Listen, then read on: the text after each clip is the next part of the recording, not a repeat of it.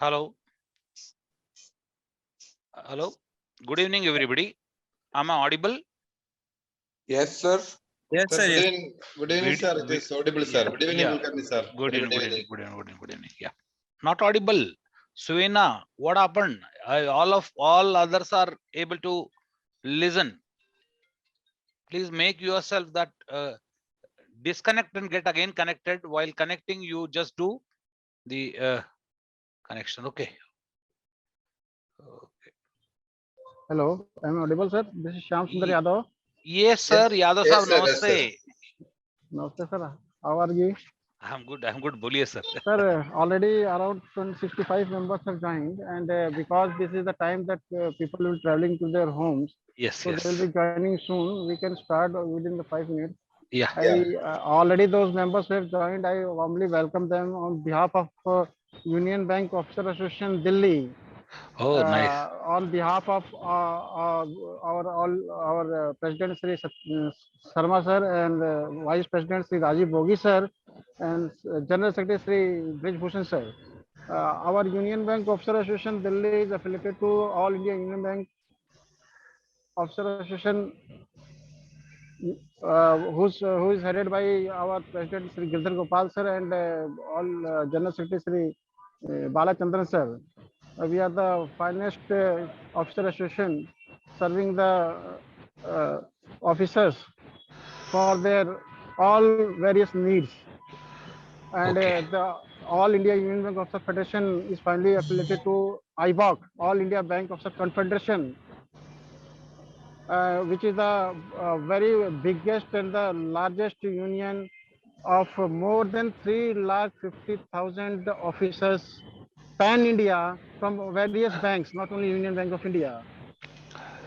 And this is the one of the majority unions serving the office of the supervisory cadres pan India, and very vibrant and dynamic union.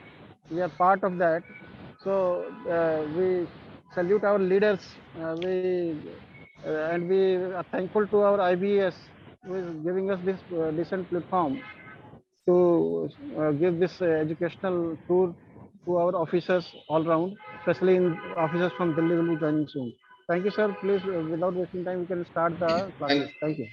Thank you, Shyam Sundarji. Good evening, all the dear friends from Union Bank of India. Good evening, our beloved faculty, Pradeep Kulkarni sir.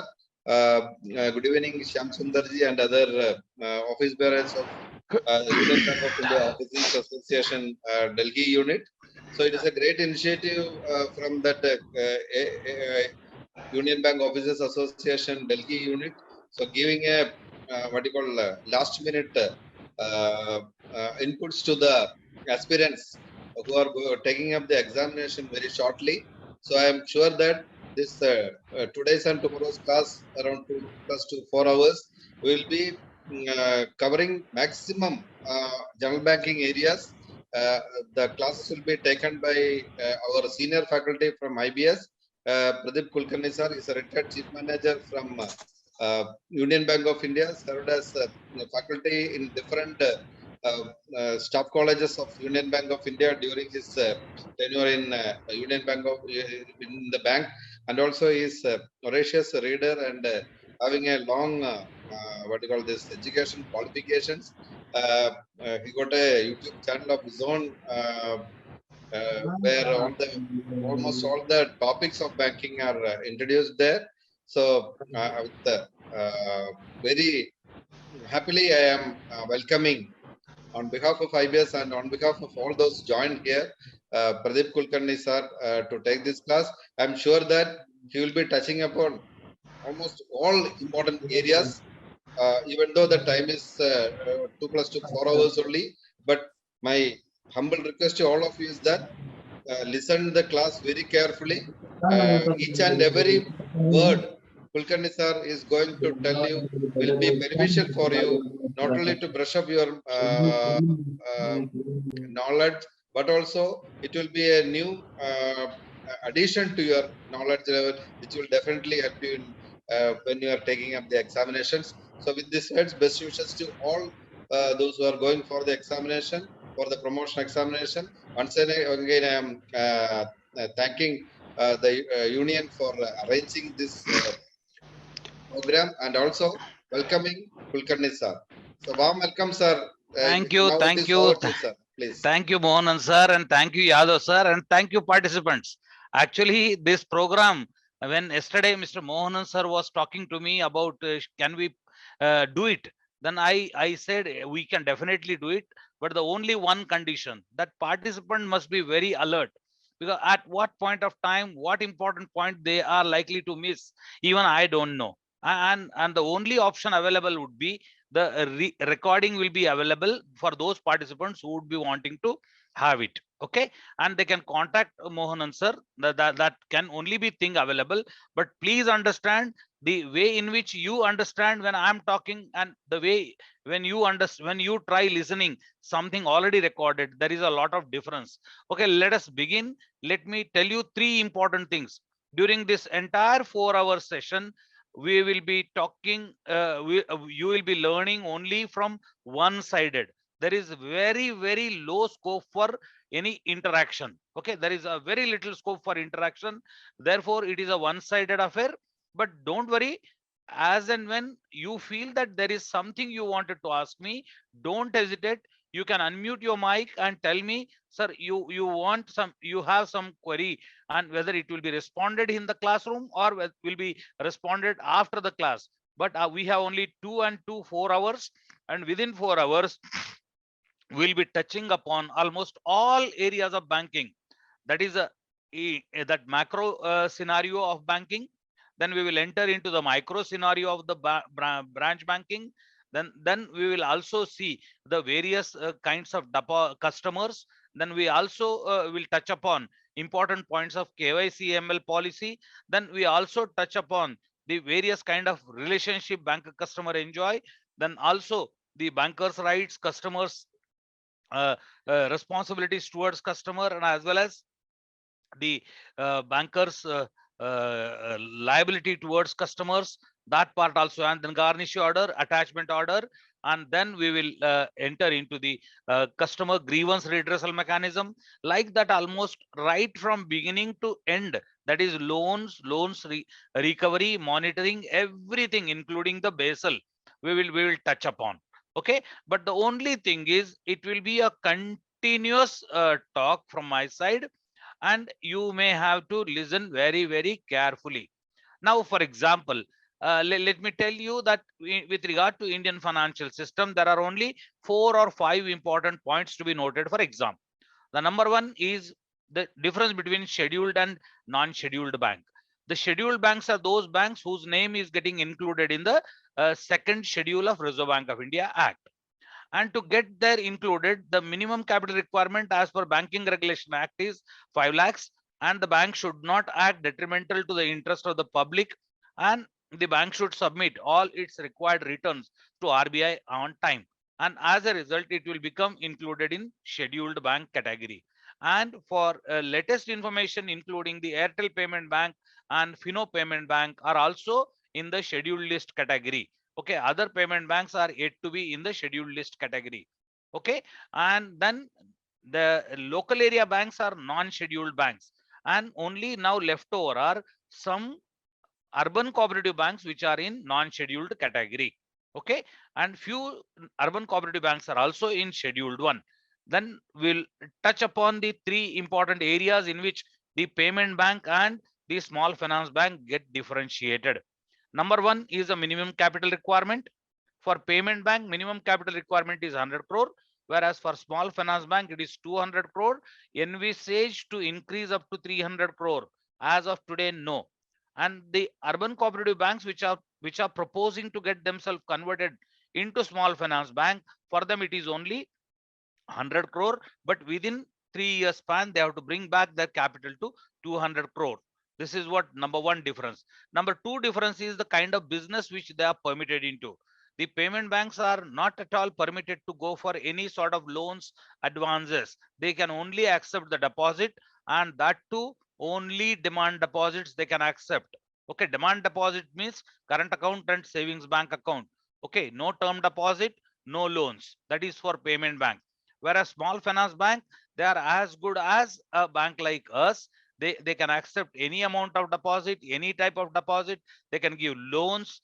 But when it comes to the loans, their 50% loan portfolio must be of less than rupees 25 lakhs. This is what a number two difference. Number three difference is, since payment banks don't give loan, there is no priority sector target, whereas small finance bank, there is a target of 75%.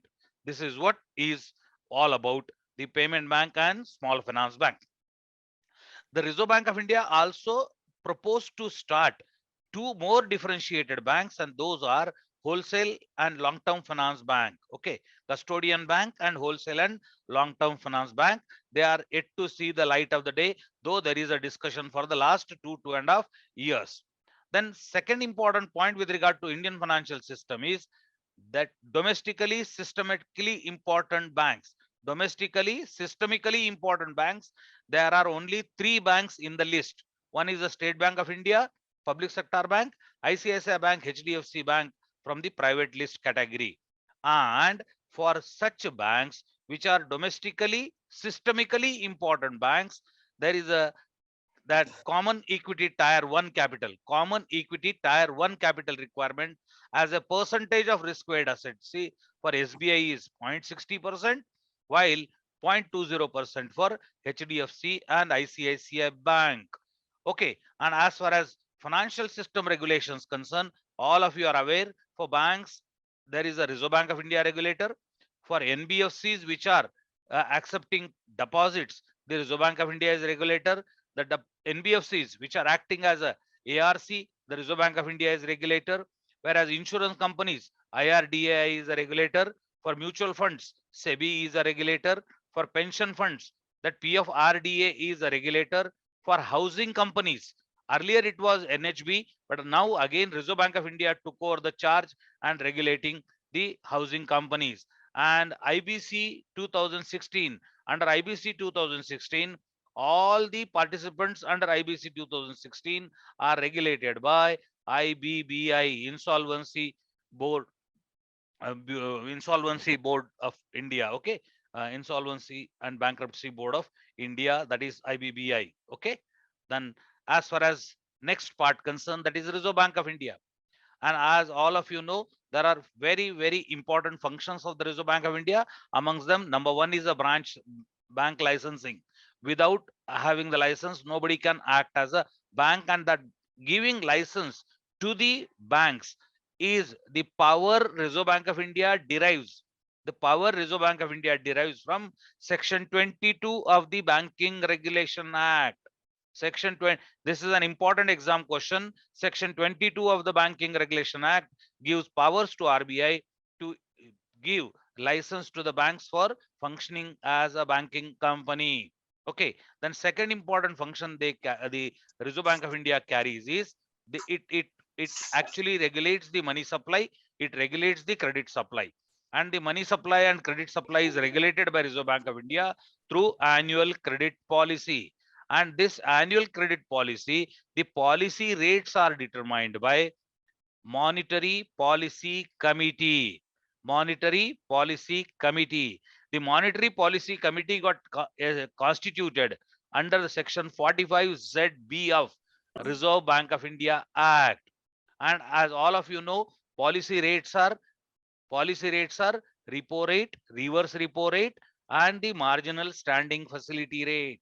And I don't want to involve myself in telling you the percentages now, because all of you are appearing for exam. You can just check the percentages: repo rate, reverse repo rate, and MSF rate. Similarly, the policy reserves are there: SLR and CRR, and these are also announced by Reserve Bank of India. Okay, 4% and 18%, SLR 18% and CRR 4%. Okay, we'll be talking in detail about them when we talk about the important provisions of Banking Regulation Act and Reserve Bank of India Act. Then there is another very important function which RBI does is actually it gives direction with regard to the directing all the financial institutions to provide information to Credit Information Company. Earlier, 25 lakhs and above, suit filed accounts were to be reported to Reserve Bank of India. Now, no more reporting to Reserve Bank of India. This reporting also has to be done only to CIC. CIC will only publish the list of suit filed accounts. Okay, this is another important exam question. Then there is another two important activities which are not a part of this, but factoring and forfeiting. We should not lose the track of that. Therefore, I have included here only. What is a factoring? Factoring is an activity of managing the receivables of the company. And this managing receivables includes the collection, monitoring, collection, and also discounting or purchase of those bills on behalf of the company. And for this activity is permitted to the bankers, not directly. Bank can do this activity only by setting up of a subsidiary company. Okay, subsidiary company need to be established, and that company only can take up the activity of factoring. Whereas forfeiting normally involves a long-term bills, where there is a compulsory avalization of a bill of exchange, and that activity normally get involved in export bills. Okay, and those export bills, the long-term export bills or long-term import bills normally are being forfeited. Okay, and forfeiting is nothing but surrendering total rights. So a factoring can also be there where a purchase is there, but a purchase and total surrender, that is different. Forfeit is forfeiting the rights of the drawer of the bill of exchange. Okay, the next important thing, very important thing, all the investments which bank makes, all the investment which bank makes out of the funds available with the bank, those are required to be categorized into three different categories, and those are held to maturity, available for sale, and available for trade. And in coming years, in very shortly, that is from April 1 2023 onwards, even this also is likely to going change. That is fair value trade as per profit and loss account will be FVTPL will be the third category, HTM, AFS, and FVTPL. Okay, fair value through profit and loss account. That is what is another different thing which is likely to come. So exam point of view, 2 to 3 people, please make a note. Investment classification question normally comes. What is mean by HTM? HTM means holding the securities till the date of its maturity, and accordingly the valuation will be done in the books for at the time of publication. Available for sale are those securities which are available there, but they are marked to market only on quarterly basis. Whereas held for trading are those securities which are marked to market on monthly basis. Means these two categories are where a bank is keeping for a longer window for sale, whereas another is very quick window for sale. And very quick window for sale are held for trade, and a longer window for available for sale. These three categorization, three types categorization will be done for investments which are made by the banks. And hope now you can see my plan is having a 22 different areas within a span of around 200 minutes, and so that 20-25 minutes will be made available for many general areas which are otherwise not a part of general syllabus. Now, here in this, I'll just take a quick break of half a minute. How the session is going on? Are you able to follow me, or is it going very speedily? Sir, able to follow. It's very nice. Is it okay? Yes, Yes, sir. sir. Yes, sir. Yes, sir. Absolutely. Okay. Thank you. Nice. Otherwise, Yes, no, I perfect. can reduce the Perfect, sir. speed. I can reduce the speed, but I don't want to reduce the speed. The Sir, reason sir, is please, sir, please reduce your speed, sir.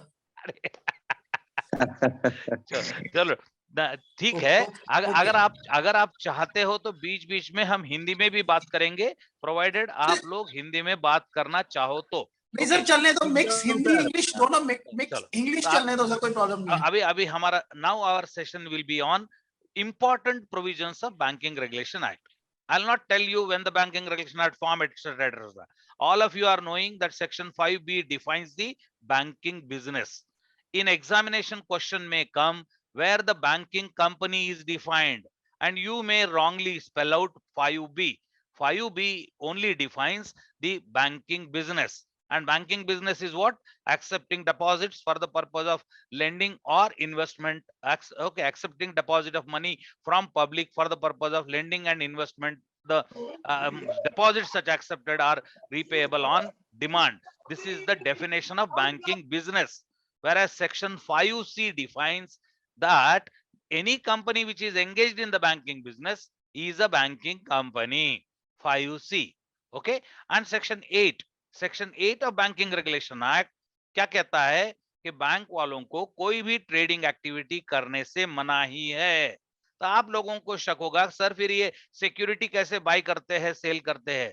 Please understand those securities in which the bank trades, those are government securities, and they are most of the securities are as a part of our compulsion. Okay, as a part of our compulsion. And when leftover money is there, we don't go for stock market investments, but we prefer to go for only the specified securities. Okay. Next question, section number 9.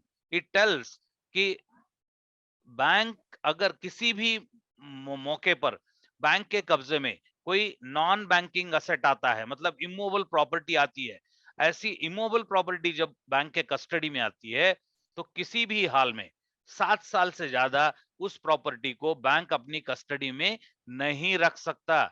7 साल के अंदर उसे compulsory dispose करना ही है. अगर वो किसी कारणवश डिस्पोज नहीं कर पाता तो 5 साल का एक्स्ट्रा विंडो मिल सकता है, मगर आरबीआई की परमिशन से. सो this is very very important that unless and until banks are going to make use of that immovable property, they cannot hold it. Okay. Then section number 17. Most important part. Every bank which is making profit, it has to transfer 20% of its profit, 20% of its profit to reserve funds. This is as per Section 17 of Banking Regulation Act. But Reserve Bank of India amended it, modified it, and Reserve Bank of India has directed us to make 25% of profit transfer to reserve funds. Hope is it clear? Now Section 19(2). Another very important section, Section 19(2). What it says, as a bank, we cannot hold as a pledge or a owner shares in another company beyond 30% of paid up capital of the company, or 30% paid up capital and reserves of our own bank. So not more than that we can hold as security, we can hold as a pledge. We can't buy the stake in that company beyond that. And in case there is a NBFC, which is deposit taking, where we cannot take more than 10%. Okay. So Section 20, very important, again another one that gives the restriction on which are all the advances we can do, which are all the advances we cannot do. Section 21 is telling two important aspects. One is selective credit control, second is rate of interest guidelines. Okay. But that is not so important, therefore I'm just skipping it. Section 22, very important section of Banking Regulation Act, because it is talking about licensing, and the present licensing policy of RBI is on tap licensing. On tap licensing, what does it mean? Anybody who wanted to start a bank, they can approach now the Reserve Bank of India, submit their application, and provided the application is as per the Reserve Bank of India's fit and proper criteria, and you are going to meet the capital requirement, then you are also following the other guidelines, then Reserve Bank of India would be granting license to start a bank. And that capital requirement, fit and proper criteria, in addition to this, capital adequacy ratio, it should be 13% for 3 years. मतलब आने वाले 3 साल capital एडेक्वेसी जो है वो 13% होनी ही चाहिए. और दूसरी बात, 25% से ज्यादा ब्रांचेस जो है वो अनबैंक्ड एरिया में ही ओपन करने पड़ेंगे. So with these conditions, Reserve Bank of India provides license. Then section 24. Section 24. Please exam में आप लोग कंफ्यूज होने की संभावना बहुत ज्यादा होती है, क्योंकि एसएलआर और सीआरआर, अभी एसएलआर बैंकिंग रेगुलेशन एक्ट में आता है, तो CRR reserve bank of India act में आता है. एसएलआर का सेक्शन 24 है, मतलब छोटा वाला है, तो सीआरआर का सेक्शन 42 है. ओके, तो हम एसएलआर की बात कर रहे हैं. एसएलआर का मायने क्या कि एक डेफिनेट अमाउंट, हमारे जितनी भी net demand and time liability है, एनडीटीएल का डेफिनेट परसेंटेज ऑफ अमाउंट जो हमें स्पेसिफाइड सिक्योरिटीज में रखना है, या कहीं गोल्ड में इन्वेस्ट करना है, या कैश के बैलेंस के रूप में रखना है, या ओवर एंड अबव आरबीआई में सीआरआर के बैलेंसेस के रूप में हम रख सकते हैं.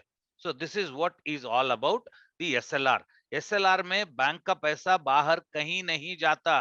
बैंक को केवल रिजर्व बैंक ऑफ इंडिया के निर्देशानुसार जहां जहां इन्वेस्ट करना चाहिए वहीं इन्वेस्ट करना है. तो ये मामला फिट बैठता है, मतलब पैसा बैंक के बाहर नहीं जाता और पैसे पर बैंक को कमाई भी होती है, क्योंकि इन्वेस्टमेंट करेंगे तो कुछ ना कुछ तो रिटर्न जरूर मिलेगा.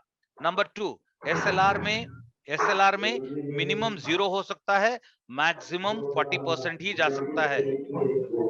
अरे रे रे रे रे रे रे, माइक को म्यूट करो प्लीज, माइक को म्यूट करो. ओके, चलो. ओके, कई सारी चार्ट लग रही है. Difficulties in getting audio. Okay, चलो मैं क्या कर सकता हूं उसके लिए. Okay, no voice sir. अरे सर प्लीज, मैं कैसे इसमें वॉइस नहीं कर सकता हूं, क्योंकि चैट बॉक्स में मैंने किया है कि आपको री लॉग इन करना है, कंप्यूटर आईडियो के साथ ज्वाइन करना है, आपको वॉइस आ जाएगा. ओके, ठीक है ना? ठीक है. हेलो. Yes sir. हाँ, अभी हम बात कर रहे थे हमारे क्वेश्चन क्या कहते हैं उसको, एसएलआर की बात कर रहे थे. मिनिमम एसएलआर 0% और मैक्सिमम एसएलआर 40%. मैक्सिमम एसएलआर 40%, 40% से ज्यादा नहीं जा सकता, कम से कम 0 हो सकता है. और सेक्शन 26 कहता है अनक्लेम्ड डिपॉजिट. और अनक्लेम्ड डिपॉजिट के बारे में अभी आप लोग सभी जानना शुरू हो गया है, क्योंकि पहले ये स्टेटमेंट हुआ करता था. अभी तो अनक्लेम्ड डिपॉजिट हमको रिजर्व बैंक ऑफ इंडिया को पास ऑन करने हैं, और उस पर उसको कहते हैं डेफ को पैसे भेजने हैं. डेफ का मतलब है डिपॉजिटर एजुकेशन अवेयरनेस फंड. उस फंड में ये डिपॉजिटर के पैसे चले जाएंगे. अनक्लेम्ड कब माना जाएगा डिपॉजिट को? अनक्लेम्ड कब? After 10 years of being inoperative. मतलब अकाउंट एक इनऑपरेटिव हो जाएगा. इनऑपरेटिवनेस अगर कंटिन्यूअसली 10 साल तक रहा तो उसे अनक्लेम्ड डिपॉजिट के रूप में गिना जाएगा, and then we have to remit it to Reserve bank of India. और ये कब कब करते हैं? एवरी ईयर 31 दिसंबर को ये स्टेटमेंट बनता है, और बाय 31 मार्च हमको पैसा भेजना होता है. ओके, एंड इस पर हम अगर कभी कस्टमर ने पैसे मांगे तो कस्टमर के पैसे रिजर्व बैंक ऑफ इंडिया से वापस आ सकते हैं. और आज के डेट में reserve bank of India 3% rate of interest लगा के हमें पैसे देता है. ओके, क्योंकि ये रेट ऑफ इंटरेस्ट जो है कभी 4.5 हुआ करता था, बाद में 4 हुआ, बाद में 3.5 हुआ, अभी 3% से हमें ब्याज मिल रहा है. Okay, then section 35. Section 35 is very important section which gives power to Reserve Bank of India to carry inspection of banks, inspection of banks, and ये inspection on site inspection होता है.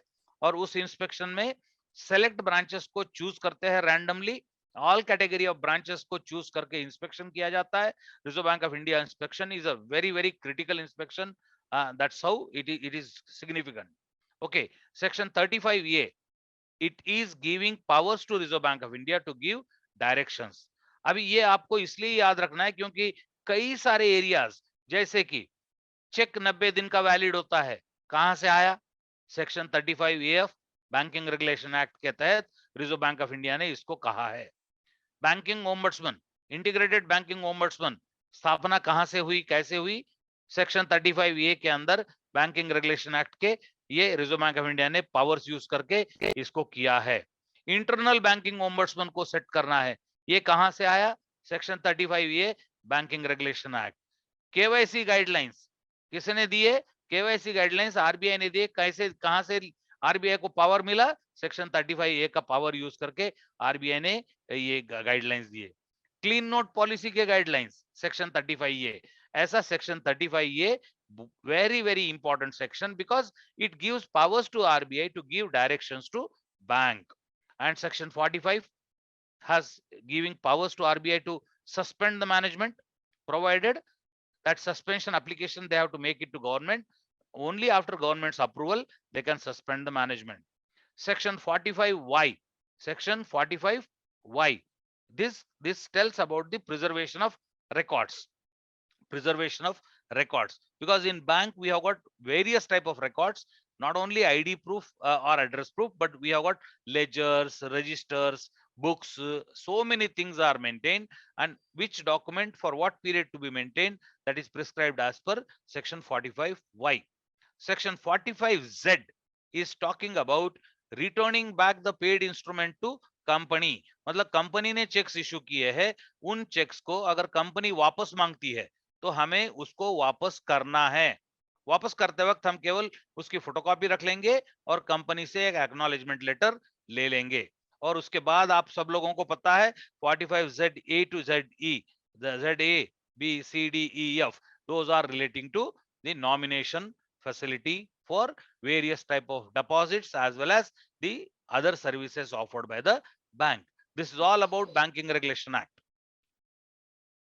And let us talk about very quickly RBI Act.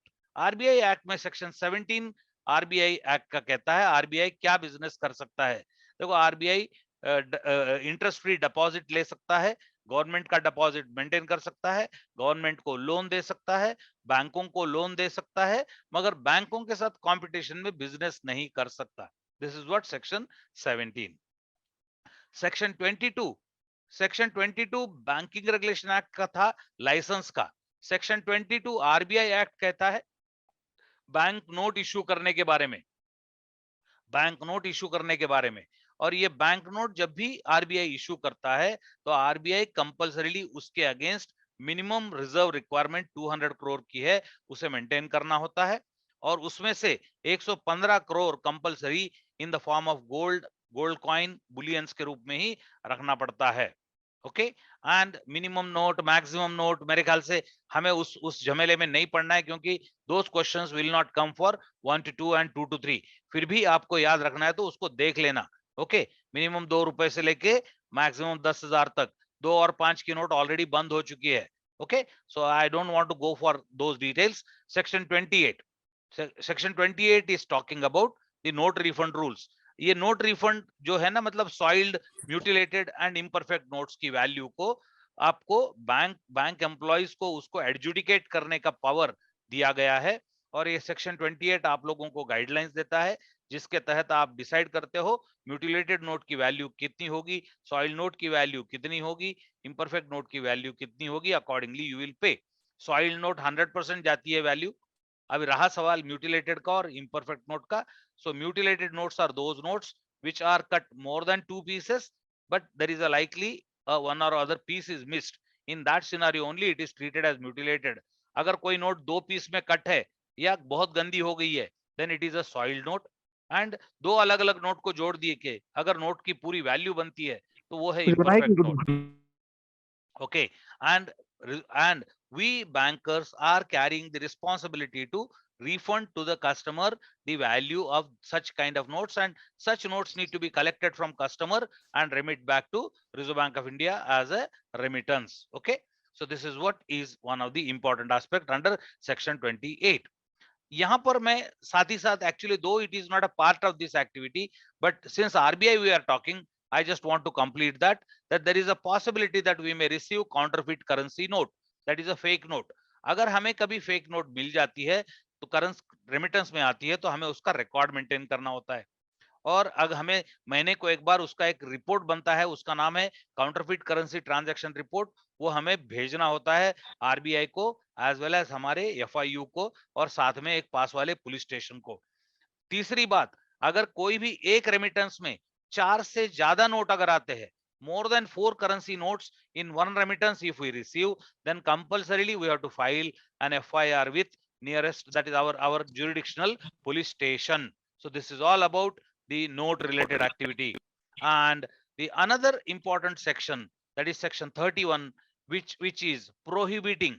Okay, actually as per Negotiable Instrument Act, a promissory note, bill of exchange, as well as the check can be order or payable to bearer. But section 31 prohibits to issue bearer bill of exchange or a bearer promissory note except the RBI and Government of India. मतलब RBI, Government of India के अलावा यहाँ पर कोई भी ऐसी entity bearer promissory note, bearer bill of exchange जारी नहीं कर सकती. Okay, so this is what section 31. Okay, though it is totally contradicting the provisions which are there in the Negotiable Instrument Act. Negotiable Instrument Act में bearer possible है, जबकि section 31 of RBI कहता है कि गवर्नमेंट और RBI के अलावा कोई भी bearer promissory note या bearer bill of exchange issue कर नहीं सकता, ड्रॉ नहीं कर सकता, एक्सेप्ट नहीं कर सकता. ओके, सेक्शन 42I ये है CRR के बारे में बात करता है. अब ये CRR क्या है? Balances maintained with RBI. Bank के ऊपर ये रिस्पॉन्सिबिलिटी है, ये बैलेंसेस RBI के साथ कंपलसरी मेंटेन करे. और ये बैलेंसेस मेंटेन कितना करेंगे? एक definite percentage of NDTL. Okay, definite percentage of NDTL आज के डेट में 4% है, आज के डेट में 4% है. और ये मिनिमम कितना हो सकता है, कितना 0 हो सकता है, मैक्सिमम कितना हो सकता है, 100% हो सकता है. मिनिमम और मैक्सिमम का सीलिंग भी नहीं है, कैप भी नहीं है. ओके, और ये अगर मान लो SLR हो या CRR हो, अगर बैंक वाले मेंटेन नहीं करते तो 15 दिन के एक बार, मतलब 2 हफ्ते के बाद, मतलब 15 दिन, अगले 15 वड़े के बाद हमें पिछले 15 वड़े का असेसमेंट किया जाएगा. अगर उस 15 में, उस फोर्टनाइट में हमारी ओर से अगर कभी भी एक दिन का डिफॉल्ट रहा तो हमें बैंक रेट प्लस 3% की पेनाल्टी लगेगी. अगर कंटिन्यूअसली एक दिन के बाद दूसरे दिन भी डिफॉल्ट रहा तो बैंक रेट प्लस 5% की हमें पेनाल्टी लगेगी. ओके, अगर हम कंटिन्यूअसली डिफॉल्ट करते रहते हैं तो RBI से हमें वार्निंग भी आ सकती है. और ये सेक्शन 45ZB, इसके तहत रिजर्व बैंक ऑफ इंडिया ने अपने पावर को यूज करके मॉनेटरी पॉलिसी कमेटी बनाई है. और ये मॉनेटरी पॉलिसी कमेटी ही जो निर्णय लेती है पॉलिसी रेट्स के बारे में. Repo, reverse repo and MSF के रेट्स कौन अनाउंस करता है? अगर हम RBI कहते हैं तो हमारा आंसर गलत होगा. अनाउंस करती है ये मॉनेटरी पॉलिसी कमेटी, और जिसके चेयरमैन जो है reserve bank of India governor ही होते हैं. बट ये कमेटी अलग पावरफुल कमेटी है, इसको इतना पावर दिया गया है, उसको टारगेट भी दिए गए हैं. ओके, सो ऐसी वाली ये MPC की बात थी, मॉनेटरी पॉलिसी कमेटी की. ओके, और ये मॉनेटरी पॉलिसी कमेटी कब बैठती है? एक्चुअली हर 2 महीने को एक बार. Okay, annual policy is announced by RBI and the bimonthly review is done by monetary policy committee. Okay, statutorily they must meet at least once in a quarter, but हमारे पास MPC जो है वो 2 महीने में एक बार review करके rates announce करते रहती है. Section 49 is telling about the bank rate, publication of bank rate. and आज की डेट में बैंक रेट कितना है? 4.25%. ओके, और ये जो रेट है एक्चुअली आज की डेट में केवल रेफरेंस रेट रह चुका है. एक जमाना था जब बैंक वालों को लोन चाहिए था बिल डिस्काउंट करके, बिल के अगेंस्ट, तब बैंक वाले RBI को अपने बिल्स देते थे. उस बिल्स को रीडिस्काउंट करके RBI फंडिंग देता था. बट अब फंडिंग के लिए बैंक वाले रिपो और रिवर्स रिपो का सहारा ले रहे, तो बैंक रेट केवल एक रेफरेंस रेट के रूप में रह गया है. This is as per section 49. Okay, and exam point of view इसको कैसे याद रखना है? The rate at which reserve bank of India rediscounts the bills of the commercial banks. Okay, ऐसा. Is it done? मेरे ख्याल से हमने काफी एरिया भले फटफट कवर कर दिया है. अगर यहाँ तक किसी को कुछ पूछना हो तो पूछ सकते हैं. No, go ahead, sir. या thank you. Sir one question sir. हाँ सर, पूछ लीजिए. सर बैंक बिजनेस नहीं करेगा या बैंकर बिजनेस नहीं करेगा, उसमें क्या डिफरेंस है सर? ये आपने कहा था कि बैंकर बिजनेस नहीं, सुनिए. सेक्शन 5B, सेक्शन 5B किसकी व्याख्या करता है? सेक्शन 5B बैंकिंग के व्यवसाय की व्याख्या करता है। मतलब कौन सा व्यवसाय बैंकिंग व्यवसाय माना जाएगा, तो इसकी व्याख्या कहां है? सेक्शन 5B में है। सेक्शन 5C में क्या कहा गया है? ऐसा कोई भी व्यक्ति जो बैंकिंग व्यवसाय करता है उसे बैंक कहते हैं। समझ में आ रही है बात? Yes sir. गुड। मेरे ख्याल से हमने काफी सरल हिंदी में आपको समझाने का प्रयास किया है। ओके, चलो सेक्शन अभी अभी नेक्स्ट पार्ट है हमारा मनी मार्केट। हमने देखो, मेरा एक्चुअली टारगेट से हम आगे चल रहे हैं क्योंकि मैं चाहता भी यही हूं। मैंने ये टारगेट बनाया था कि 10 मिनट मैक्सिमम हम एक स्लाइड मतलब एक टॉपिक के ऊपर लगा देते हैं, और एक टॉपिक पे 10 मिनट के हिसाब से एक्चुअली मैंने 4 टॉपिक्स यहाँ तक कवर कर चुके हैं, मगर हमने अभी केवल 30 मिनट का हमने समय लिया है। अब हम मनी मार्केट के ऊपर बात करते हैं, और ये थोड़ा ग्रे एरिया है, हम लोगों के लिए इसमें उतना ज्यादा रुचि नहीं रहता है क्योंकि हम इसके साथ डील नहीं करते।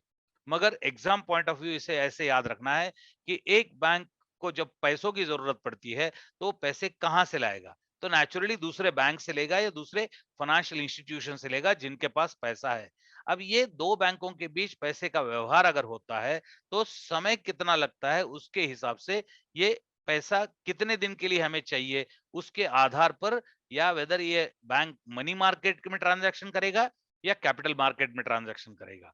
अगर हमें लॉन्ग टर्म के लिए कैपिटल के रूप में पैसा चाहिए तो हम कैपिटल मार्केट मतलब ये परपेचुअल डेट या कैपिटल बॉन्ड्स ऐसे इश्यू करेंगे। मगर हमें टेम्पररी कुछ जरूरत है, टेम्पररी रिक्वायरमेंट को मीट करना है, तो हम ये इंटरबैंक मनी मार्केट में हम पार्टिसिपेट करते हैं। ओके, अब उसमें भी 3 प्रकार की मनी होती है।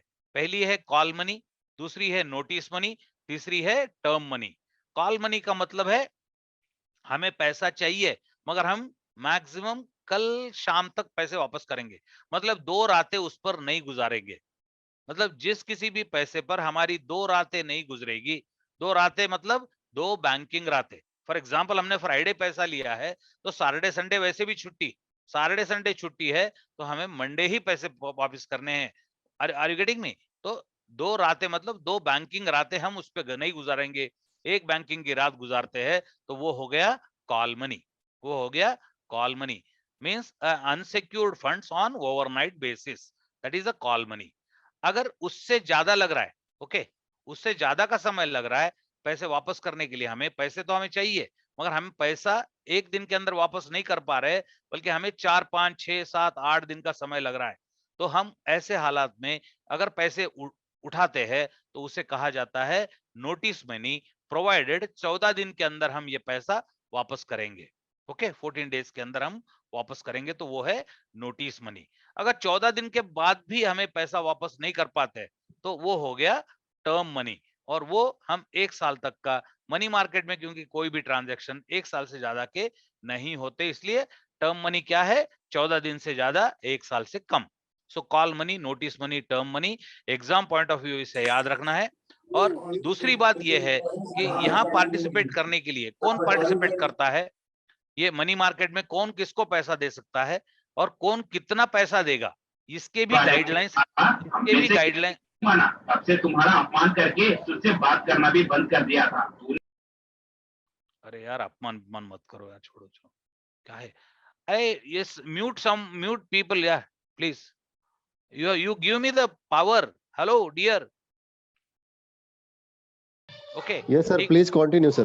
no, give me the power to mute the people dear.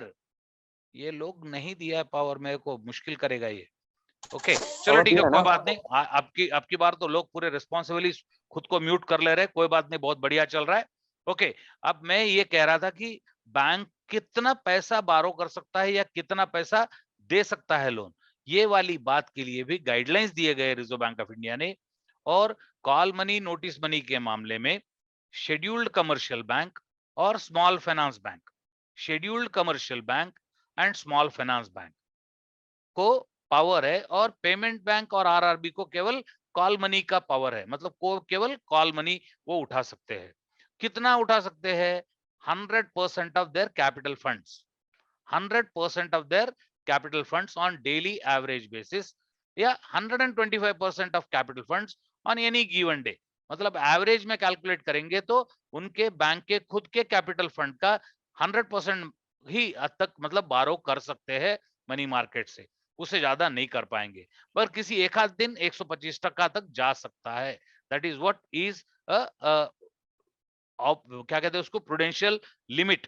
और कोऑपरेटिव बैंकों को किसका लिमिट कैपिटल फंड से नहीं जोड़ा है, बल्कि कोऑपरेटिव बैंकों को इसका लिमिट उनके एग्रीगेट डिपॉजिट के साथ जोड़ा है, वो है 2% ऑफ देयर एग्रीगेट डिपॉजिट। और दूसरे other than the banks and the cooperative banks, the PDs जो है, दूसरे जो इंस्टीट्यूशंस मनी मार्केट में पार्टिसिपेट करते हैं, उनके लिए उनके ओन फंड्स का 225% तक वो डील कर सकते हैं, मतलब बारो कर सकते हैं या लेंट कर सकते हैं। तो ये वाली बातें ये प्रूडेंशियल गाइडलाइंस कहते हैं। अब इसके अंदर पैसा जब देते हैं तो पैसा लेते भी है, पैसा लेते हैं तो हमें कुछ ना कुछ तो देना पड़ेगा। तो क्या देते हैं हम, तो हम गवर्नमेंट सिक्योरिटी देते हैं। अब ये गवर्नमेंट सिक्योरिटी मोस्टली कौन सी होती है, तो ट्रेजरी बिल होती है। ये ट्रेजरी बिल क्या होता है, ये treasury bill actually government of India द्वारा रेज किया गया लोन होता है। अब गवर्नमेंट ऑफ इंडिया द्वारा लोन क्यों रेज किया जाता है, क्योंकि उनको अपने नॉर्मल के खर्चे चलाने के लिए ये उन्होंने जो बजट किया है उसका पैसा वो जितना टाइम से उनको चाहिए वो टाइम पे नहीं मिलता, इसलिए वो जो टाइम गैप का विंडो है, ऑलमोस्ट 1 साल का विंडो है, इसलिए 45 डेज से लेकर के 365 डेज तक ये चल सकता है। ओके, सो इसके लिए 82 days treasury, 92 day treasury bill, 182 days treasury, 91 day treasury bill, 182 day treasury bill and 365 days treasury bill, ऐसे 3 अलग अलग प्रकार के ट्रेजरी बिल्स होते हैं। Treasury bill is nothing but an issuance promissory note issued by Reserve bank of India on behalf of Government of India, on behalf of Government of India. और ये promissory note ये tradable है money market में, उसकी value के हिसाब से उसको बेचा खरीदा जा सकता है। ओके, बैंक वाले अपना पैसा उसके अंदर लगाते हैं। मसाला बॉन्ड क्या है, मसाला बॉन्ड वो बॉन्ड है जो हमारे कंपनी ने यहाँ रेज किया है। ओके, वो denominated in foreign currency, okay, you know, issued in foreign country but issued in foreign country these bonds but denominated in Indian rupees, denominated in Indian rupees, ऐसे bonds को मसाला bond कहते हैं। फिर तीसरी बात कमर्शियल पेपर और certificate of deposit की है। ये certificate of deposit and commercial paper exam में क्वेश्चन आता है। ओके, पहले हम बात करते हैं कमर्शियल पेपर की। कमर्शियल पेपर क्या है, कमर्शियल पेपर एक लोन जैसा डॉक्यूमेंट है या लोन जैसा फैसिलिटी है जो कंपनीज पब्लिक से पैसा लोन के रूप में उठा सकती है। पब्लिक की बात आती है तो कॉमन मैन के सोचने की कोई जरूरत नहीं है। पब्लिक के मायने अगर कोई भी फाइनेंशियल इंस्टीट्यूशन जिसके पास पैसा है उसको कहीं ना कहीं इन्वेस्ट करना है, अगर अच्छा रेट ऑफ इंटरेस्ट देके कोई अच्छी कंपनी पैसा उठा रही है तो ये सारे फाइनेंशियल इंस्टीट्यूशंस अपना पैसा वहां लगा सकते हैं। ओके, तो इसके लिए जो क्राइटेरियाज है वो मिनिमम कैपिटल का क्राइटेरिया था। ओके, वो दैट वाज 4 करोड़, अभी वो क्राइटेरिया नहीं है। अब केवल क्राइटेरिया क्या है कि वेल रेटेड कंपनी होनी चाहिए। ओके, और उनके फेवर में सैंक्शनड क्रेडिट फैसिलिटी होनी चाहिए, सैंक्शनड क्रेडिट लिमिट होनी चाहिए, और ये अगर है तो वो रिस्पेक्टिव बैंक के साथ परमिशन लेके वो लिमिट का जो हिस्सा सीपी के रूप में रेज करना चाहते हैं उतना वो रेज कर सकते हैं। Okay, so this is what is a commercial paper. Commercial paper is again a usance promissory note issued by the company which is tradable in the market. Okay, but it is payable only on the due date, minimum for a period of 15 days or maximum for a period of 365 days. It is issued in multiples of 5 lakhs and 5 lakhs face value in multiples of 5 lakhs. These are the features of commercial paper. And same way, the certificate of deposit is issued by the banks and financial institutions. जब bank issue करती है तो वो minimum period of 7 days, maximum period of 365 days, और जब financial institution issue करती है तो minimum period of 1 year, minimum period of 1 year, maximum period of 2 years, ऐसे उसको फैसिलिटी दिया है। वो भी 5 years 5 lakhs and in multiples of 5 lakhs he issue होता है। This is all about CD and CP. Okay, CDs and CP. अब reserve bank of India ने इस साल से नई फैसिलिटी भी रिटेल कस्टमर्स के लिए दी है, that is known as RBI RD. Okay, retail direct scheme of RBI. इस रिटेल डायरेक्ट स्कीम के अंदर ये जो अपने रिटेल इन्वेस्टर्स है, ये रिटेल इन्वेस्टर्स भी चाहे तो अपना पैसा गवर्नमेंट सिक्योरिटीज में लगा सकते हैं, ट्रेड कर सकते हैं, इन्वेस्ट कर सकते हैं, और उनके लिए एक अकाउंट ओपन किया जाएगा। ओके, वो सिक्योरिटीज लेजर में, और उनके अकाउंट में वो चाहे तो ट्रेड कर सकते हैं। इस स्कीम का नाम है retail direct scheme. I don't want to go in detail of that because that much details are not required for you. Okay, then next important part is बैंकों को कैपिटल मार्केट मतलब स्टॉक मार्केट रिलेटेड जो भी companies है उसके shares है, debentures है, या किसी इंडिविजुअल कंपनी को, इंडिविजुअल व्यक्ति को लोन अगेंस्ट शेयर देना है, या किसी शेयर ब्रोकर को लोन देना है, कोई मार्जिन ट्रेडिंग के लिए फंडिंग करनी है, तो ये सारी फंडिंग मिलके मैक्सिमम 40% ऑफ बैंक के नेटवर्थ हो सकती है, उससे ज्यादा ये नहीं जा सकती। नंबर 1। नंबर 2, किसी इंडिविजुअल को, याद रखिए, केवल किसी इंडिविजुअल को लोन अगेंस्ट शेयर मिलता है, किसी कंपनी को, पार्टनरशिप फर्म को, या किसी को भी लोन अगेंस्ट शेयर नहीं मिलता। और लोन अगेंस्ट शेयर्स जो मिलता है इंडिविजुअल को, उसके लिए भी लिमिट है, वो मैक्सिमम है ₹20 lakh, that too for demat shares. और आज के डेट में जो भी शेयर्स है वो डीमैट होना ही जरूरी है। सो इसके साथ ही हमारा money market related various aspects के बारे में बातचीत फिनिश होता है। Shall I move further? Yes, sir. Sir, Yes. yes, good. sir. अब हम Sir, बात one कर, concern. yeah. Please tell numbers in English, no? Number, yeah, definitely. Which number I spoke? Fully watch out. Yeah. 40%. Okay, कोई बात नहीं, धन्यवाद. Definitely, I'll Thank tell. Yeah. I see. I don't know who are all the participants. I thought most of the people are Hindi because the names I have seen. I'm sorry. I'm sorry. Okay, don't worry. Okay. Now we are talking a very simple area, and that is most of the people you know about it. That is KYC AML guidelines. And in KYC AML guidelines, I'll be taking you through the journey of various aspects related to KYC AML. Number 1, KYC AML CFT means what? Then number 2, FATF and FIUIND. Number 3, which are all the stages of money laundering. Number 4, which are all the pillars of KYC and what each pillar means for the KYC. Then within which the customer identification process, therein OVDs. Then we will talk about the small accounts, what are all the norms. Then we will talk about the electronic KYC norms and the guidelines relating to account. Then re-KYC related guidelines. And then we will also talk about video-based customer identification process. Then we also talk about the maintenance of records and reporting, various type of reports, CTR, STR, NPTR, CCTR. Okay. Okay. And then preservation of records and the money mules. These are the various areas I'm talking. Okay. And hope you got my point. These are the areas, almost 12 different areas I'll be talking to you. Number 1, KYC, AML, CFT. KYC means know your customer, AML means anti-money laundering, and CFT means combating financing terrorism. Okay, combating financing terrorism. These 3 important objectives KYC meets. And these KYC guidelines are issued by Reserve Bank of India by exercising the powers section 35A of Banking Regulation Act. And as per these guidelines, every bank need to have a KYC policy incorporating minimum 4 different pillars of the KYC and all other guidelines which are issued by the Reserve Bank of India. And the objective of anti-money laundering is to prevent money laundering activity. What is money laundering activity? Money laundering activity is an activity by adopting the process of passing through the illegal earned money, the money earned by illegal sources, such money, illicit money, to be passed through the process and appear to the external world as if it is a clean money. This is known as money laundering. And the guidelines which are telling are about anti-money laundering. And anti-money laundering guidelines are derived for KYC from Prevention of Money Laundering Act. Prevention of Money Laundering Act 2002, which got implemented in the country from 2005 onwards. Rules came, and from then only these AML guidelines are included. And along with the combating financing terrorism guidelines are also part of it. And as a result, there are many things got added. And as you know, the stages of money laundering are three. Number one is a placement.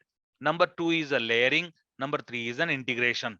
Number one, placement means keeping the money in a different pockets, a small value of money, and then passing on money from one account to another account, then getting some money other way, so that the original source can be hid. So like that, layers are being made, and that is known as layering.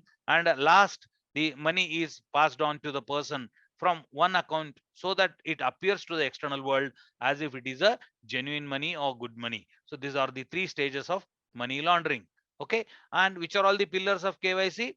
Customer acceptance policy, risk management, customer acceptance policy, risk management, customer identification procedure, and last but not least is uh, monitoring of transactions. Now, customer acceptance policy, which says that we should not allow, means bank should not allow any sort of benami accounts to open. Bank should not allow any account to be opened which is otherwise prohibited by Reserve Bank of India under FIU list. What is FIU? FIU is Financial Intelligence Unit India. FIUIND is Financial Intelligence Unit. This Financial Intelligence Unit got established as per the directives of Financial Action Task Force. This Financial Action Task Force is a body which actually oversees international level the implementation of the anti-money laundering guidelines. Okay, so this is how this process. The and as per customer acceptance policy, we should not open an account which is prohibited by the FATF or routed by FIU or directed by Reserve Bank of India. Number three, bank should not open an account where bank is not in a position to complete its customer due diligence. Okay, that's all. Number two part is every account based on the information made available to the bank and gathered information, account must be classified into risk category. Okay, high risk, medium risk, and low risk. And this risk categorization normally depends upon the kind of activity the person or entity engaged in. Number two, the kind of transactions which they are likely to carry. Number three, the turnover. When I say kind of transactions, means whether cash transaction or transfer or other way. Number three is a turnover. And these are all the three different parameters minimum, and there are other parameters prescribed. Based on that, account gets categorized into high risk, medium risk, and low risk. Low risk are those where the bank feels that absolutely there is no risk of money laundering. Such accounts, okay, means the source of money can be determined, observed, found out. So these are all the money laundering based classification: low risk, medium risk, high risk. And for your further detail, if you want to watch if you want to get the further details about KYC, you can watch my one of the video which is uploaded on IBPS platform, where I have elaborated in just 15-16 minutes entire KYC. Excellent way you can watch it, because that video already crossed more than 30,000 watches. Okay, so you can watch that, and you can be one more number for that. Okay, then next is this risk, whatever is categorized, it is not permanent. Every 6 months bank is compulsorily to review it. Every 6 month review need to be carried out. So this is about risk management. Number three is customer identification procedure. And customer identification procedure is, in as far as basic due diligence concern, basic due diligence is obtaining minimum required documents relating to identity and relating to the residence proof. These are the basic document obtainers, and verification of these documents. Verification of these documents for its trueness, that is known as basic due diligence. And in case the person is engaged into a business activity or any activity, and firm entities are opening the account, then physical verification, interview with borrower, interview with customer, these are the requirements, and that known as enhanced due diligence. Exam के purpose से मैं words बता रहा हूं, जरा याद ध्यान से सुन लेना. Please listen carefully the words used. Okay, and then in any case there is every possibility that the customer may not be able to produce the all ID related documents. Which are all the documents which are accepted as ID? Aadhaar card, PAN card, voter ID. Aadhaar card, PAN card, voter ID. Okay, let me correct you. As far as KYC guidelines concern, PAN card is not a officially valid document for ID. PAN card is not a officially valid document for ID. PAN card is a listen. PAN card is a compulsory document. In case a person do not have the PAN card, he has to declare that he doesn't have a PAN card under Form 60. Under Form 60, PAN card is compulsory. So passport, Aadhaar, driving license, driving license, then voter ID, then Manarega card, and the sixth one is the National Population Registry record. These are the only 6 officially valid documents for the purpose of ID. For the purpose of ID, and then for the purpose of limited purpose of the residence proof, the utility bills not more than 2 months old. Utility bills such as gas bill, telephone bill, electricity bill, not more than 2 months old. Okay, then as far as tax receipt concerned, those documents are not more than 3 months old. They are acceptable as limited purpose of only residence proof. Okay, then next, there is every possibility that few people may not have this document also. For such people, can we deny the bank account? We cannot deny the bank account. For these people also, we have to open a bank account, and that account is known as small account. That account is known as small account, and the small account is opened on the basis of photograph which is duly attested by the person who is likely to open account, along with the declaration that he do not have, or he doesn't possess any one of the officially valid document, and he will produce that document in the span of 1 year. So that is what a declaration is obtained, and based on that an account is getting opened. So since this account is opened without any document, so it carries little risk. Therefore there are restrictions, and those restrictions are in this account in the full year there cannot be more than 1 lakh rupee turnover. Means all credits put together, there cannot be more than 1 lakh. On any fine day, there cannot be balance more than 50,000 in such an account.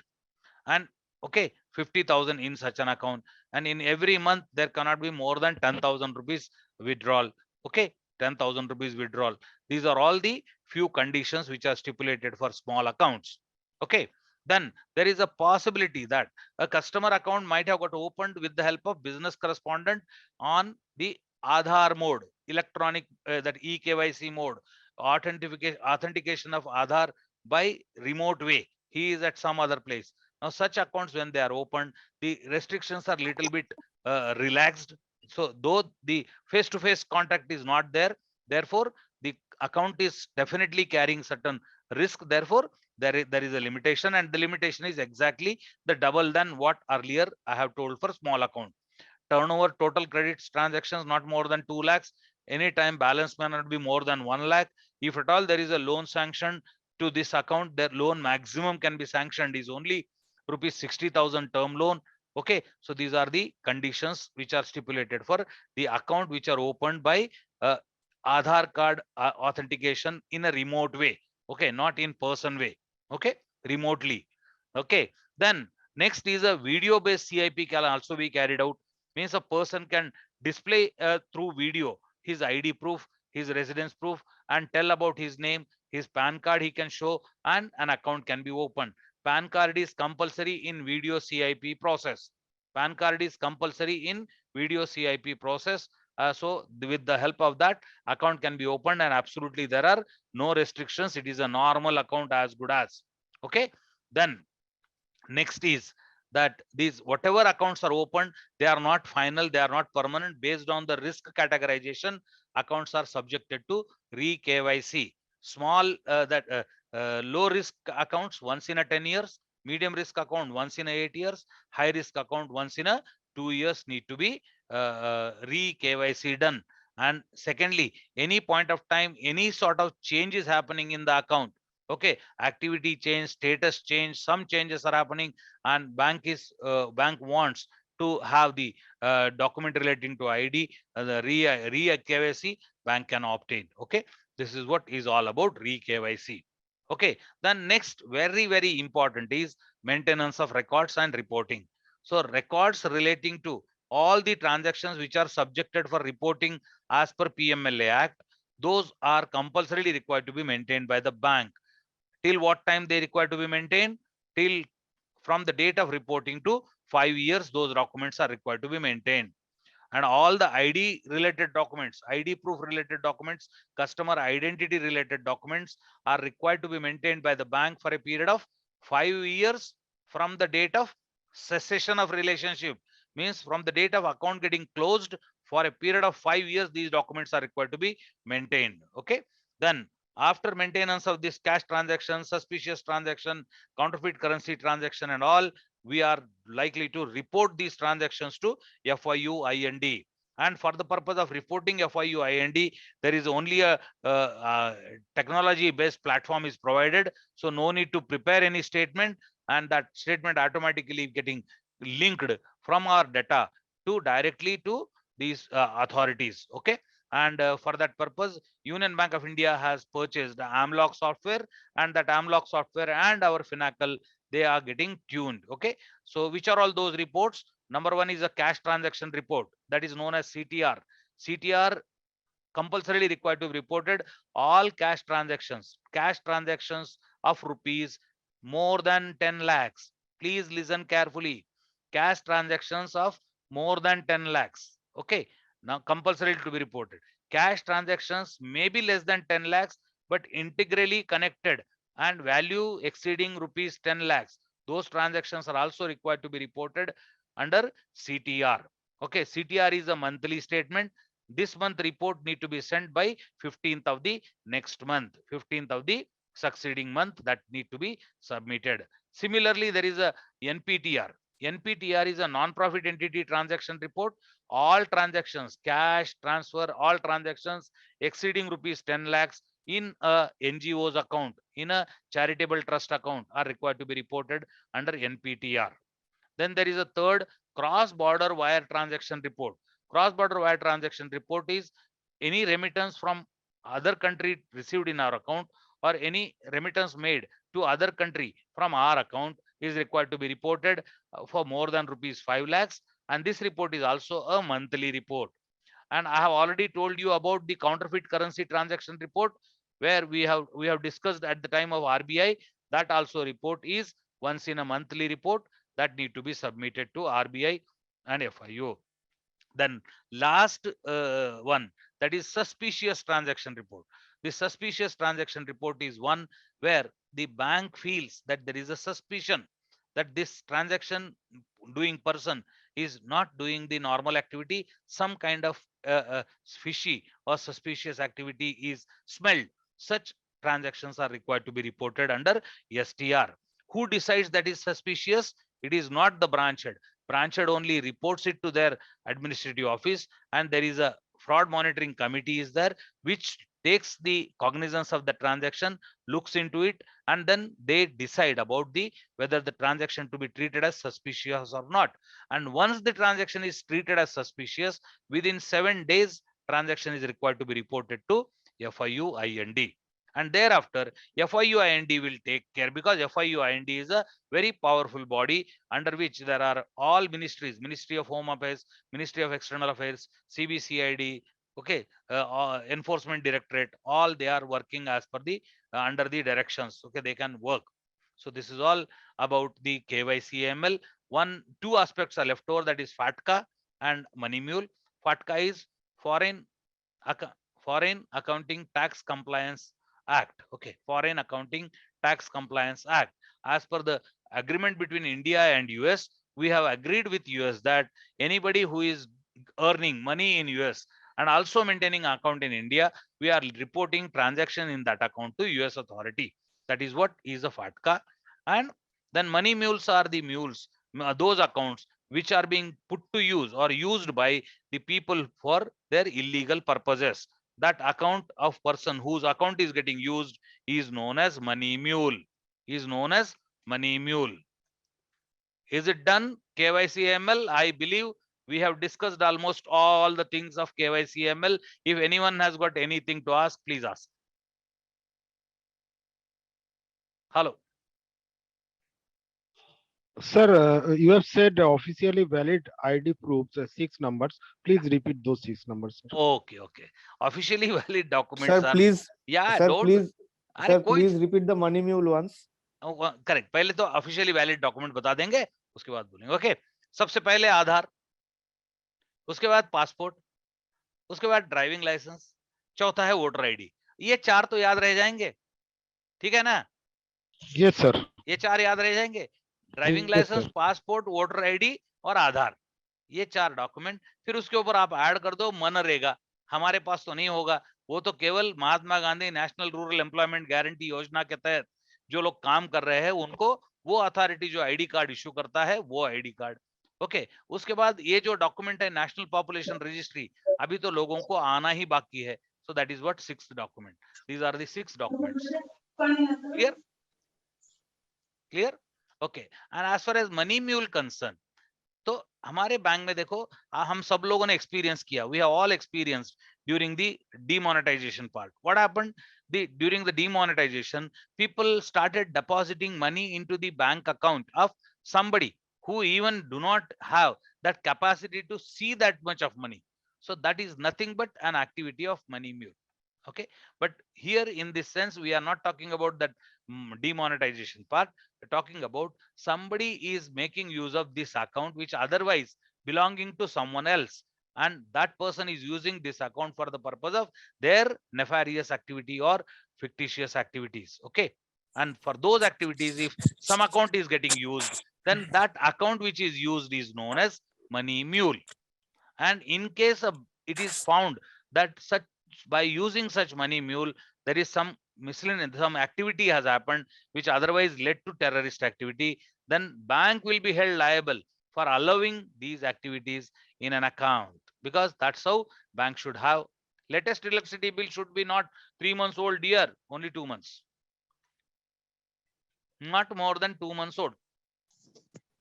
Sir pan card लेना जरूरी है क्या? Pan card compulsory है। Pan card एक ऐसा document है, वो compulsory document है। अगर किसी के पास पैन कार्ड नहीं है तो हम उसके पास से डिक्लेरेशन लेंगे कि हमारे पास पैन कार्ड नहीं है, फॉर्म 60 लेंगे, मगर पैन या फॉर्म 60 जरूरी है।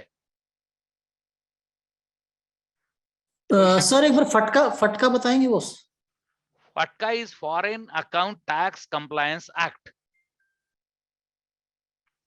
Foreign account tax compliance act, ये हमारा और यूएस के बीच का एग्रीमेंट है, जिस एग्रीमेंट के तहत हमने यूएस गवर्नमेंट को यह वादा किया है कि आपके पास जो भी पैसे कमा रहे हैं, whosoever is earning money there in US, okay, for those people if they are maintaining an account in India, for example my son is in US, he is working there in US, so he works there, he earns there, am I right? But also he is having an account in India. He is an account in India. Now those details pertaining to that account are reported to US authority. Okay, US authority. Is it clear? That is under FATCA. Clear? Is it done, sir? Okay, sir. Okay, thank you. Okay. Yeah, for Sir, every account, PAN is mandatory. If PAN is not there, Form 60 is required to be taken. बार बार एक ही सवाल पर मैं ज्यादा नहीं रहना चाहता हूं, क्योंकि हमें कई सारी बातें क्लियर करनी है। अब एक 10 सेकंड का समय दीजिए, मैं पानी पी के आता हूं, क्योंकि थोड़ी ज्यादा बातचीत हो गई मेरी ओर से। ओके, 10 सेकंड का मैं अच्छा एक काम करते हैं ना, एक घंटा वैसे भी हो गया, एक 2 मिनट का कंफर्ट ब्रेक लेते हैं, वॉशरूम भी होके आता हूं मैं। ओके, वॉशरूम भी होके आता हूं, पानी भी पी के आता हूं। बनता है। मैंने ज्यादा बात कर दी मैंने। ओके, अच्छा बोला आपने sir.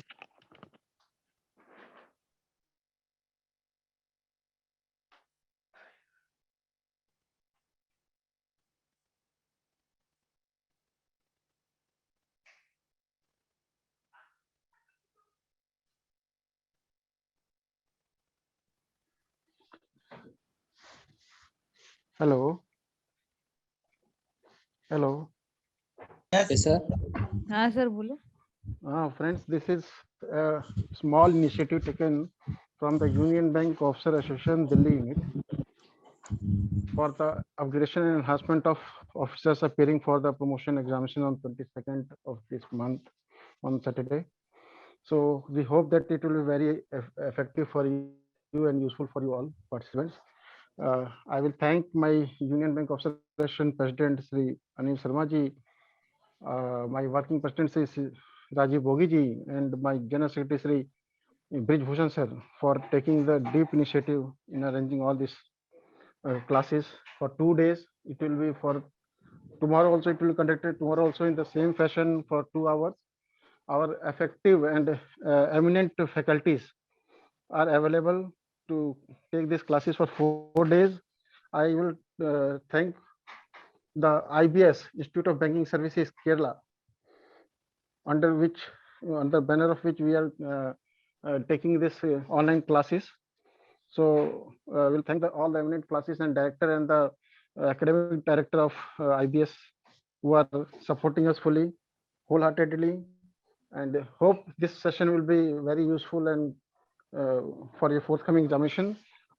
On the behalf of our IBOC and our All India Union Bank of Federation too, I would like to congratulate you and give a warm regards to that you are taking the initiative, you are taking the classes on this platform. We welcome you on the behalf of All India Union Bank of Federation Delhi, All India Union Bank of Federation and IBOC. Thank you. Thank you, Yadav sir. Thank you. Thank you, sir. Thank you, sir. Thank you for conducting such a wonderful session. Thank you, sir. Wonderful, Yadav sir. Wonderful. Thank you, It sir. was an initiative, just a small initiative, so that everybody should be given some. Thank you, Yadav sir. Thank you. Now our faculty has come. So just I took that advantage of the 2 minutes he took for the taking water. Thank you, sir. I am welcome. Yes, good Our evening, eminent everybody. I'm faculty, thank sorry, and that break was very much muted. Okay, let me continue. Okay, shall we begin now? What topics are covered so far? Yeah. I think almost 6-7 topics are done with. Okay, okay, more than 7 topics are done. Let me see now which are all the topics covered. Okay, let me write down at the end of the our session which are all the topics we covered. Okay, whatever covered is covered here, don't worry. Okay, and if you really are so interested, you can ask for the video recording. Okay, that may be made available to people who are participating here. Okay, because your participation is seen, so based on that it can be made available. Okay, don't worry. So let me continue now. KYC is done with. If anyone has got any questions to ask, please ask. Otherwise, I'll proceed. Exam point of view, there are 4 important questions here. Number 1 is the stages of money laundering. Number 2 is pillars of KYC. Number 3 is small account and video CIP and the KYC. Sorry, one important point is left over, that is CKYCR. What is CKYCR? Central KYC Record Registry. And the Central KYC Record Registry got set up. Who manages CKYCR? It is managed by SEBI. It is managed by SEBI. What is the objective of that? That anybody who is having a bank account at any one or other bank, he need not have to repeatedly submit the documents relating to his identity and address to anywhere in whichever financial institution he wants to operate an account. So for that purpose, actually the central repository for entire documents relating to KYC, a repository got created, and that name is Central KYC Record Registry. Okay, and this is what is already operational and already up to the latest the means by 2016 already the documents were uploaded. Now the updation is carried on. Anytime it may be live, means people can make use of that record. Even now also some of the banks have started using it. Okay, so this is what all about the Central KYC Record Registry. Very important thing, otherwise I would have missed. Good. Now next very important part that we will be talking is now the banker customer, first type of customers we will discuss. As far as, see, please listen carefully. I'm just listing the names of the type of customers. Okay, who are all the different type of customers with which they come to the bank for opening an account or availing a credit facility. So the customers could be an individual. Customer can come jointly, joint individuals. And when they come jointly, then definitely there is an operational mandate we need to obtain.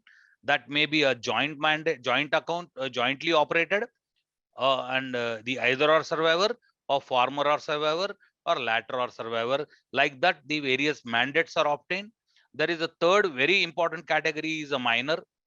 Now, a minor, when it is there, so naturally there is a guardian, and the guardian can be the natural guardian.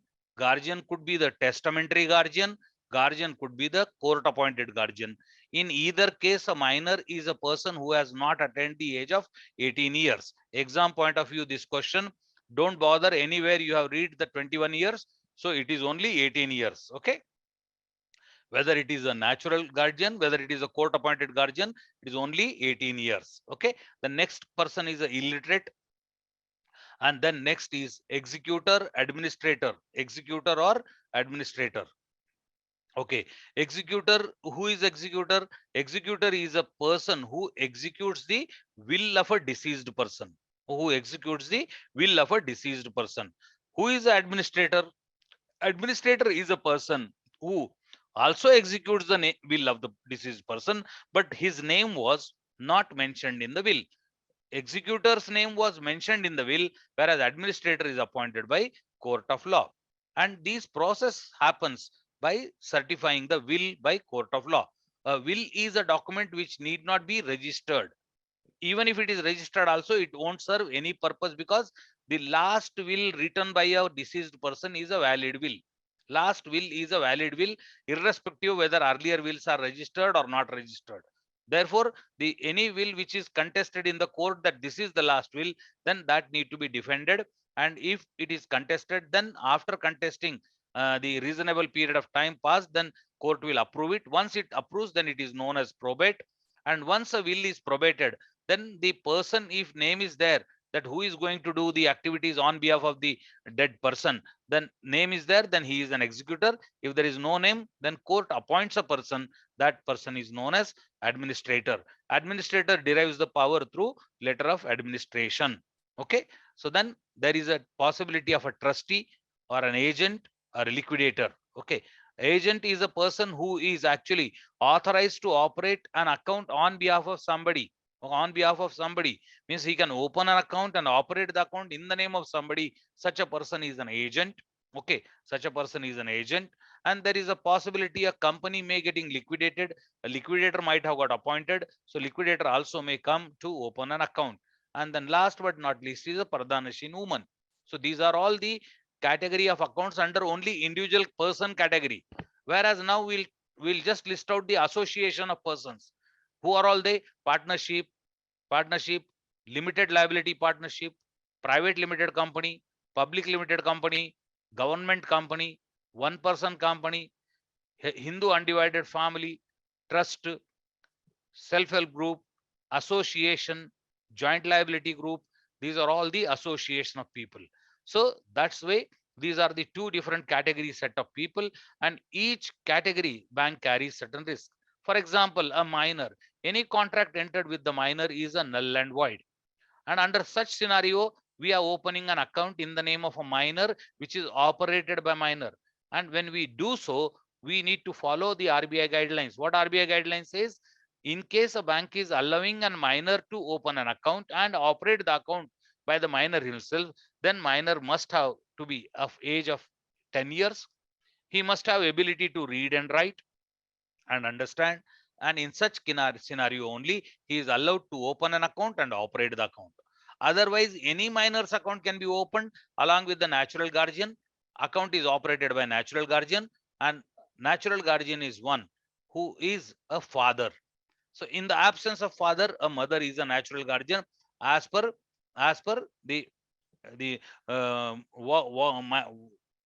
Wards and Guardianship Act. Okay, Wards and Guardianship Act. But for the purpose of opening a bank account, a mother is also permitted by Reserve Bank of India to be a guardian for minors account to operate. Okay, is it clear? Legally speaking, actually, as per law, father, and after the death of father only, the mother can be the natural guardian. But since the property belonging to the minor and that minor's interests are required to be protected, so Reserve Bank of India allowed, because there was a Supreme Court judgment, and Supreme Court judgment only led to opening an account of a minor, and also jointly along with the natural guardian as a mother. Okay, this is what. Then can a minor be the partner in a partnership firm? Yes, sir. No. Yes, sir. Yes, sir. Only for profit. Minor can never be the partner in a partnership firm. He can be only admitted for the benefits of partnership with the consent of all other partners. He is not at all regarded as partner. Can he stop the payment of a check? No, he doesn't have any powers of partner, whereas every partner is having power to act on behalf of another partner. Every partner is an agent of another partner, and every partner is a principal. So that kind of contractual ability minor doesn't have. Therefore, minor is only admitted for benefits of partnership. Is it clear? Is it clear? Yes, sir. Can a minor be the principal? Minor can't be the principal, but he can act as an agent. But who will appoint minor as an agent? So therefore, since minor do not have any contractual ability, tomorrow anything goes wrong in the hands of the minor, then principal alone is liable. And therefore, even in a practical sense, though the theoretically minor can be appointed as agent, minor will neither be acting as an agent nor as a principal. Can a minor be the company director? No. No, sir. Can a minor be the trustee? No. So these are all the features of minor. Number 2, in case a minor misrepresented his age, and the loan was given, and as at a later stage that loan is defaulted, can the bank recover the loan? No, sir. No. No, sir. A minor's loan is guaranteed by a major. A loan given to the minor, but there was a third party guarantee was taken, but guarantor was the major. Can the loan be recovered from the guarantor? Yes. No, because the basic contract is a null and void contract. So no guarantor liability is only where there is a principal debtor's liability. If principal debtor is not liable, guarantor also not liable. Is it clear? Is it clear? Chalo. So these are all the case में recovery कैसे करेंगे sir? Loan ही नहीं देना है भैया minor को. Minor ने miss किया ना कि मैं मेजर हूं करके सर फ्रॉड नहीं कर सकते, फ्रॉड का नहीं डाल सकते कंप्लेन. एजुकेशन लोन केवल हम किसे देते हैं? माइनर को देते हैं. तो माइनर के साथ में कंपलसरी उसके बाप को जोड़ के देते हैं. बाप साथ में रहता है. ओके, बात जैसे ही बच्चा मेजर बन जाता है तो ऑटोमेटिकली बच्चे की जिम्मेदारी बन जाती है. बट जब तक बच्चा है तब तक बाप उसके साथ में है. ओके, जॉइंट रहेगा अकाउंट माइनर है तो. अगर नहीं है माइनर तो फिर उसके नाम पे लोन रहेगा. Okay, so this is all about the loan to minor. अच्छा, फ्रॉड की रिपोर्टिंग किसके केस में करेंगे? वो बच्चे ने मिसरिप्रेजेंट किया एज, अरे वो रिपोर्ट कर दो, आप फ्रॉड करो, कुछ भी करो, अल्टीमेटली बैंक का लोन तो डूब गया ना. ठीक है, सही बात है सर, डूब गया. Can a minor draw a cheque? No, sir. Yes, he can draw. Yes, sir. Because section 25 of Negotiable Instrument Act allows it to happen. Minor can draw, issue, negotiate a check, bill of exchange. Okay, is it clear? So these are all the aspects relating to minor. I thought I'll share with you. Then sir, minor का draw किया हुआ cheque bounce होता है तो क्या उस पे case किया जा सकता है? माइनर के ऊपर दूसरे पार्टी कोई केस नहीं कर सकते, क्योंकि माइनर कोई रिस्पॉन्सिबिलिटी कैरी नहीं करता, और सेकेंडली माइनर को थर्ड पार्टी के चेक इश्यू करने का पावर हम देते भी नहीं. ओके, केवल निगोशिएबल इंस्ट्रूमेंट एक्ट में उसको पावर मिला है, बट हम माइनर को चेकबुक दे भी देते हैं तो वहां पे उसके ऊपर स्टैंप लगा देते हैं, minor's account to be operated across the counter only. तो हम उस पर टप्पा लगा देते हैं तो कोई तीसरा पार्टी लेता भी नहीं उसको. क्लियर? पहले तो हमें देना ही नहीं है चेक बुक. अगर मान लो कोई पार्टी इंसिस्ट करती है तो हम उसको दे भी देते हैं, तो ऐसा स्टैंप लगा के देना है। ओके, मतलब सर वो बीआरआर चेक इशू नहीं कर पाएगा ना माइनर? भाई वो खुद के नाम पे खुद ही इश्यू करेगा, खुद ही ले लेगा, खुद ही आएगा, खुद ही जाएगा। बस बस किसी को That's दे all, नहीं पाएगा, देने किसी का नाम पे इशू नहीं होगा ना। और देगा तब भी वो आदमी भी नहीं लेगा, क्योंकि वो आदमी भी बिजनेस करने वाला है, उसको भी प्रॉब्लम नहीं चाहिए। ओके, अभी हम बात करते हैं वेरी वेरी इंपॉर्टेंट बातें एग्जाम पॉइंट ऑफ व्यू। देखो, मैंने ये executor, administrator, trustee, agent, liquidator की बात कही। ये सारे लोग भी किसी और के पैसे का रिप्रेजेंट कर रहे हैं, याद रखिए। Executor, administrator, trustee, agent, liquidator. अगर मान लो इनका कोई खाता है, इनके खाते में कोई चेक आता है, चेक आने के बाद हमें पता चलता है कि ये बंदा मर गया। फॉर एग्जांपल, एक चेक आया, एग्जीक्यूटर ने साइन किया हुआ है, और मगर हमें पता चला कि एग्जीक्यूटर मर गया है, तो क्या चेक पास होगा, नहीं होगा? होगा सर। होगा। ये पास। सारे लोगों के चेक पास होंगे, executor, administrator, trustee, agent, liquidator, क्योंकि ये सारे लोग जो है ये रिप्रेजेंटेटिव कैपेसिटी में काम कर रहे हैं। मगर एक पार्टनरशिप फॉर्म में एक पार्टनर के मरने की खबर आई, तो क्या वो चेक पास होगा? नहीं हो। पार्टनरशिप जैसे ही एक बंदा मर जाता है तो पार्टनरशिप मर जाती है। एक प्रोप्राइटरशिप कंसर्न में प्रोप्राइटर मर जाता है तो प्रोप्राइटरी फर्म ऑलमोस्ट डेट के हिसाब से काउंट होती है। क्लियर? सो ऐसे अकाउंट में जहां पर कस्टमर मर गया तो हमारा मैंडेट खत्म। अब कई लोगों के मन में डाउट आता है, सर ये चेक अगर वो जिंदा है तब लिखा होगा तो, डेट ऑफ चेक उसके मरने के पहले होगा तो, किसी भी हाल में हमारे पास जब प्रेजेंट हुआ तब कस्टमर जिंदा नहीं है तो ये चेक पास नहीं होगा। Is it clear? भले वो चेक 2.5 महीने पहले का भी क्यों नहीं होता। Okay, But what if we don't know that the customer is dead? good. This is a wonderful question. If we don't know, we don't know. There is no excuse for that. Okay, क्योंकि नहीं पता तो नहीं पता, पर पता चलने के बाद नहीं अलाउ करेंगे। Is it clear? अभी देखो, हैदराबाद जैसे शहर में कोई कॉर्नर में कोई बंदा मर जाता है तो बैंक को क्या पता चलेगा? छोटे से गांव में तो पता चल जा सकता है, मगर दिल्ली में कहां कोई एक कहीं मर जाता है तो कहां थोड़ी ना पता चलता है।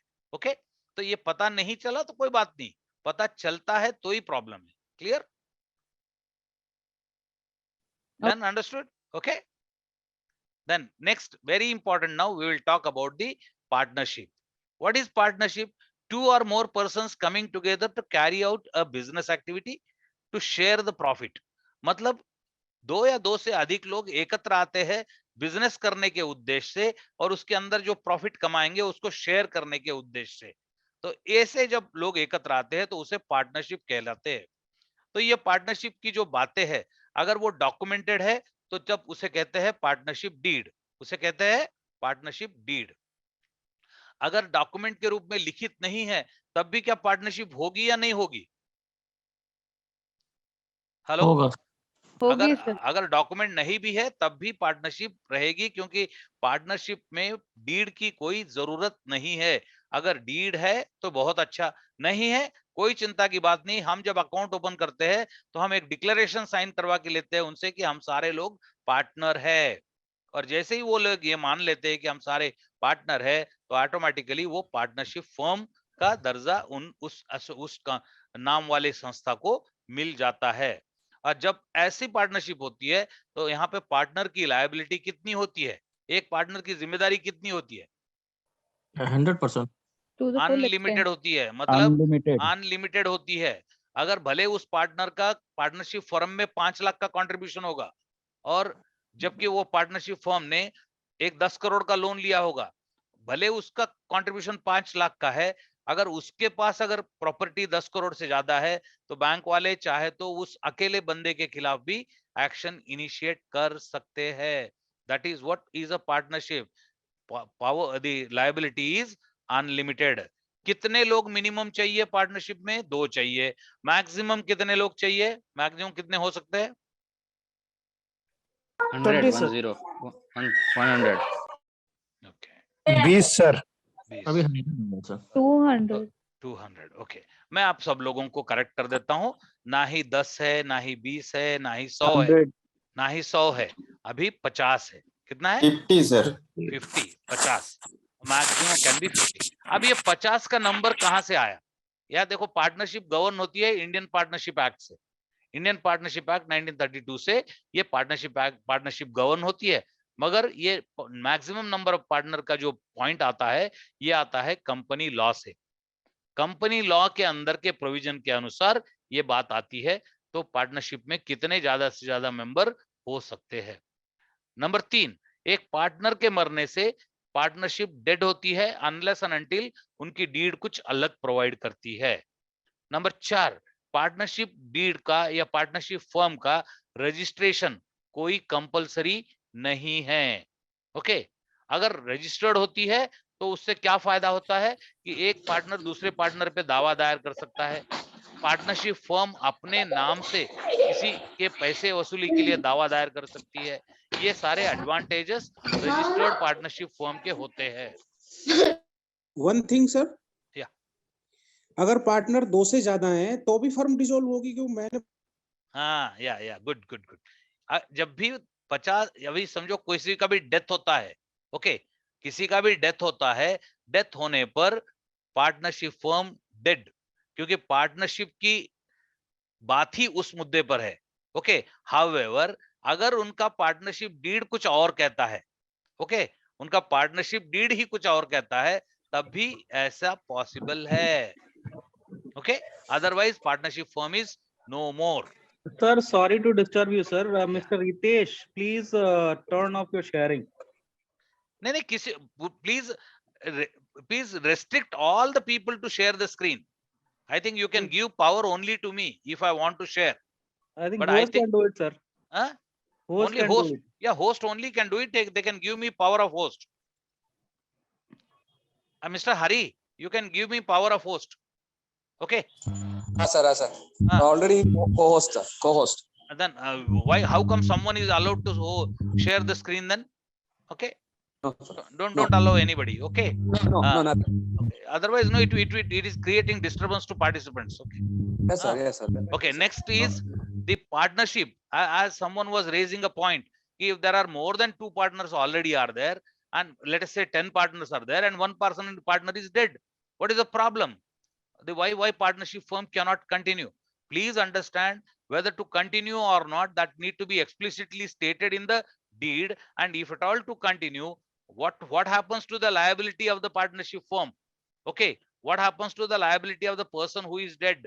So with regard to that also, a deed, if it is clear, then only partnership firm can continue, otherwise not.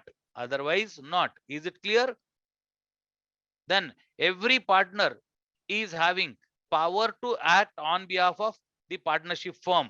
They can carry out the any kind of normal course of business on behalf of partnership firm, and they can bind other partners. They can bind other partners. By virtue of their actions, the other partner automatically gets bound.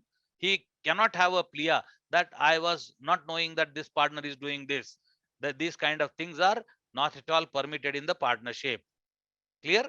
Number 3, if the partnership is not registered, then the partnership firm cannot file suit against their own receivables in the name of partnership firm.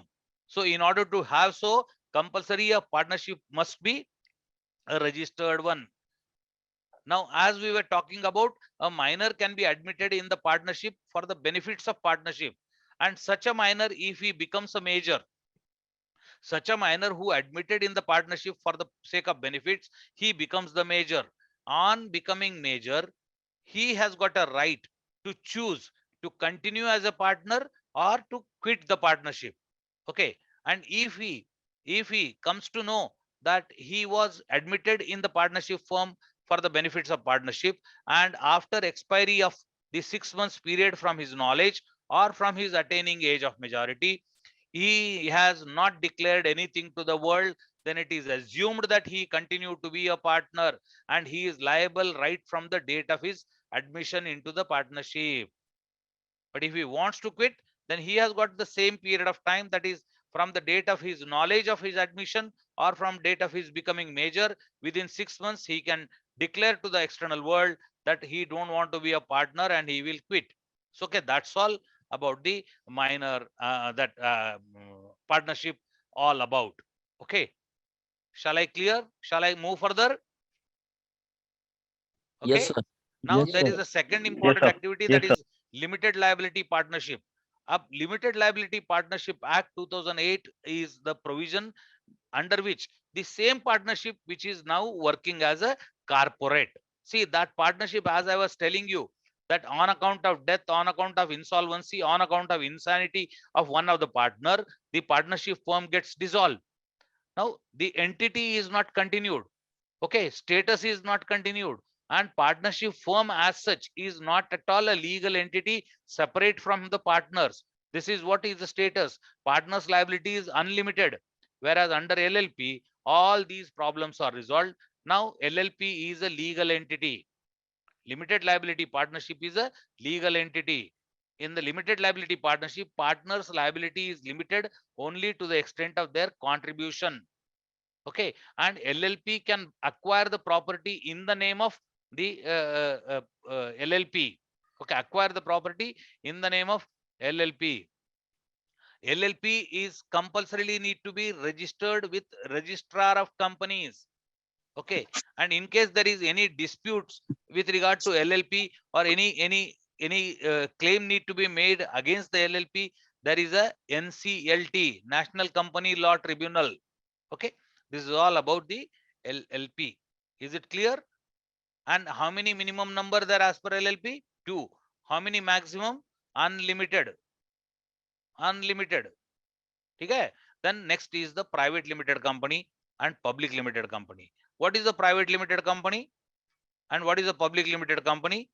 Private limited company or public limited company is again a association of people who are coming together, having that they came together and established a company, and that company is a legal entity. It acts as a legal person.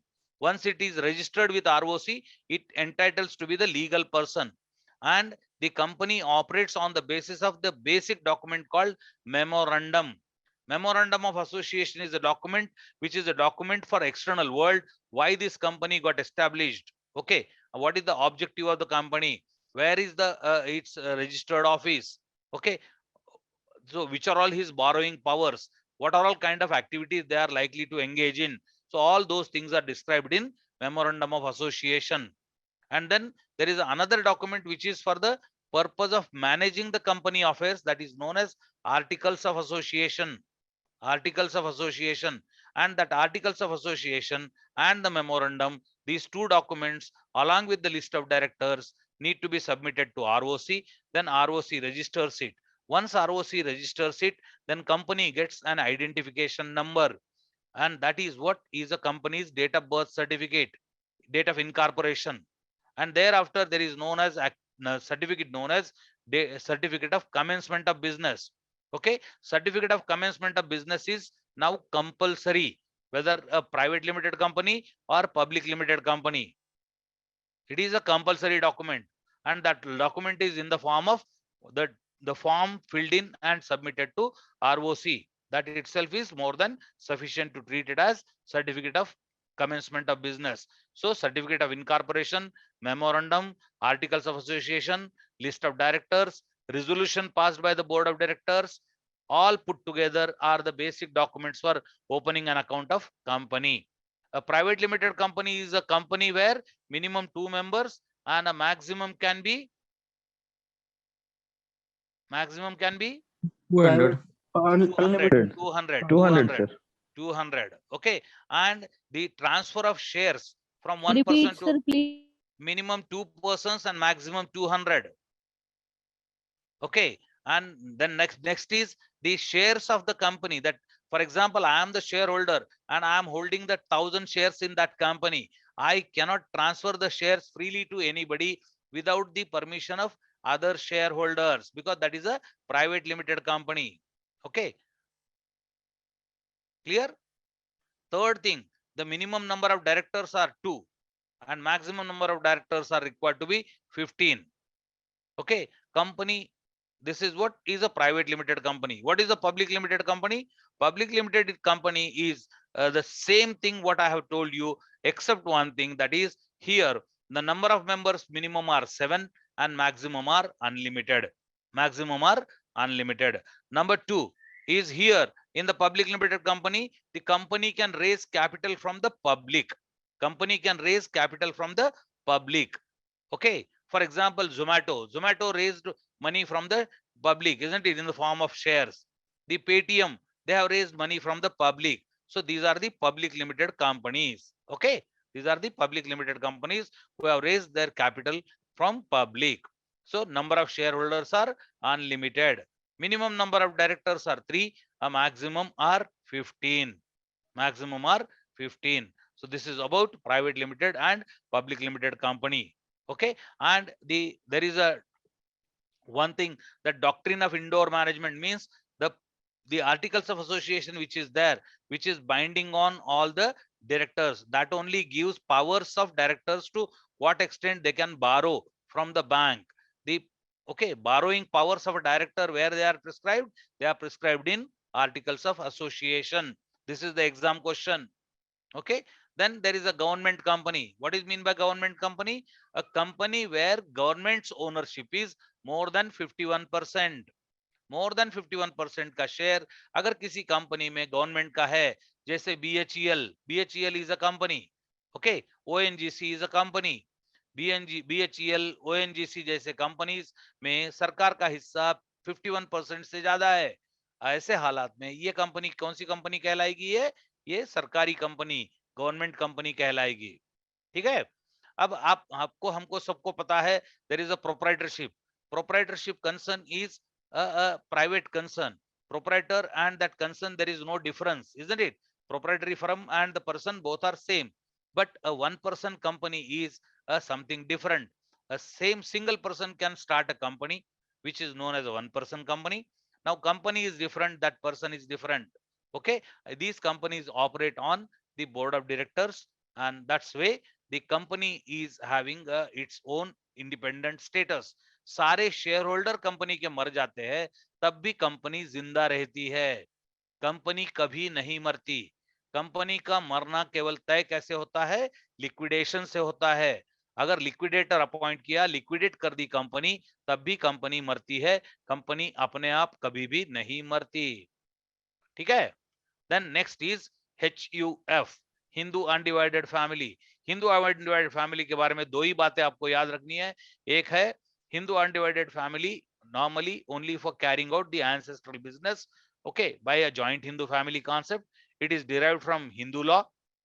The joint property managed by the person who is a senior most member of the family. He may be a male, he may be a female. It is known as Karta. Karta derives power just because it is a HUF, and the decisions of the Karta are binding on all the members. Members are known as co-partners, and including the minor also enjoys the powers in the HUF property. Therefore, there should be a signature made on behalf of minor co-partner by his natural guardian. This is all about HUF. Then next is the trust. Can a HUF be the partner? No, sir. HUF cannot be the partner. Can a private limited company be a partner? No. No, sir. Yes, sir. Yes, sir. Because all these are persons. A private limited company, a public limited company, a government company, an LLP, a one person company, all these people can be a partner in one of the partnership firm. Is it clear? A HUF cannot be. Okay. Why not HUF? HUF because it is decided by the law. That HUF, why it cannot be? Because earlier HUF used to be the partner, but court said that it is not a legal entity. Can one partner of a partnership firm be partner in another firm? Yeah, he can be 100 partners. He can be a partner in n number of partnership firms. Okay, there is no restriction. But Sir, one HUF partnership, में HUF में female भी करता हो सकती है, फिर भी वो करती नहीं कहलाएगी, करता ही कहलाएगी. ठीक है. HUF can be the proprietor of a proprietorship firm? HUF can be the proprietor. HUF can carry the business in its own name. No problem at all. Earlier, even many of the bank accounts, when we were bank, those days, so many accounts were there where HUF was one of the partner. Okay, people used to include him as a partner so that the tax benefit they can derive. But after the court decision, we have asked them to go away from partnership. Okay, and that's what is Sir, in case of company, yeah, common seal should be affixed in presence of another director or oh good question. Common seal is Actually, no more, actually na? Common seal जो था ना पहले compulsory था, अभी common seal का significance नहीं रहा है. Okay, कौन डॉक्यूमेंट एग्जीक्यूट करेगा, that will be written in the resolution. Okay, a resolution is passed by the company's board of directors that they are likely to avail a loan from this and this bank, this much of amount of loan, or this bank account they want to open, and for the purpose of this account or the loan account, these two directors will sign in presence of these directors. That's all.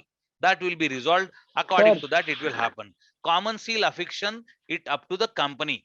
Okay, common seal is now not having any significance. Earlier, it was very important thing. Sir board resolution पे क्या सभी director के sign compulsory हैं? Board resolution पे केवल company secretary की signature काफी है. Sir, can a partnership form be a उनके पास जो सुनिए, बोर्ड रेजोल्यूशन जो वहां पे उनके कंपनी के पास एक रिकॉर्ड होता है जिसका नाम है, ये कंपनी मीटिंग्स का डिटेल होता है ना, वहां पर जो लोग प्रेजेंट है उनके सबके सिग्नेचर्स होंगे. जबकि हमारे पास जो डॉक्यूमेंट आएगा वो केवल कंपनी सेक्रेटरी की सिग्नेचर से डॉक्यूमेंट आ सकता है या किसी मैनेजिंग डायरेक्टर की सिग्नेचर से आ सकता है. तो अगर मान लो उसमें वो गलत करता है तो वो किसकी company secretary signature on any resolution is on mandatory? all resolutions? No, company secretary की अपॉइंटमेंट ही सारे कंपनीज के लिए कंपलसरी नहीं है ना. देखिए क्या होता है ना, कंपनी का टर्नओवर बड़ा है, कंपनी बड़ी है, तब कंपनी सेक्रेटरी का होना जरूरी है. अभी मान लो मैंने कंपनी स्टार्ट की है. ओके, मैंने कंपनी स्टार्ट की है फिनकॉम स्किल्स नाम की. ओके, मैंने अकेडमी फॉर फिनकॉम स्किल करके मैंने कंपनी स्टार्ट की. अरे उसमें है ही 2 लोग, काम ही कुछ नहीं है. तो यहाँ पे हम लोग, हमारा बिजनेस 3-4 लाख 4-5 लाख का टर्नओवर हो रहा है, तो हम लोगों को कंपनी सेक्रेटरी कहाँ अपॉइंट करेंगे हम? ओके, हमें जरूरत भी नहीं है, हमें करना भी नहीं है. Okay, there is a stipulation with regard to the turnover, and that makes the company secretary's appointment compulsory. Okay, So what is the otherwise, turnover? I'm is the sorry, dear, turnover? I did not catch it up. Tomorrow's session, I'll come back to you with that. Okay, tomorrow कभी मिलेंगे ना हम? कल मिलते हैं, कल लेके आता हूँ मैं फिगर वो. ओके, आज की डेट में तो मेरे पास वो जानकारी नहीं है, तो ठीक है. अभी हमारा ये ऑलमोस्ट अभी ये 2 मिनट में मैं खत्म कर देता हूँ. 2 ही मिनट रह गए अभी. एक ट्रस्ट होती है. What is a trust? There is a somebody's property someone is managing. Somebody's property someone is managing for someone's benefit. That is the trust. X person's property Y is managing for the benefit of Z. Z is the beneficiary. Z is the beneficiary and Y is the trustee. Y is the trustee. So actually trustee operates on the basis of a trust deed. So trustees derive power if they are provided in the trust deed. Okay, and we open an account and we operate only as per the trust deed. For example, there are 2 trustees and accounts are required to be operated with the joint signature. One of the trustee is dead. What to do? Then we don't have any option. We have to refer the trust deed. What trust deed says, according to that only we can allow. Is it done? By virtue of death of a trustee, no more impact on the trust. Okay. Then last but not least is SHG, JLG. What is SHG? A self-help group. Okay. A self-help group's account is normally opened on the basis of inter se agreement, where all the members have signed, and we in the bank account, we take the signature of only signatories. Okay. Now you can ask me question. Yeah. Yes, sir. Yeah. Trust deed should registered or not, sir? Which one? Trust deed, sir. Trust deed. Yeah, trust deed. If the trust is registered, automatically it is registered. Okay. If the trust is a private trust, if trust is a private trust, not necessary. But how we are going to rely on that? Okay.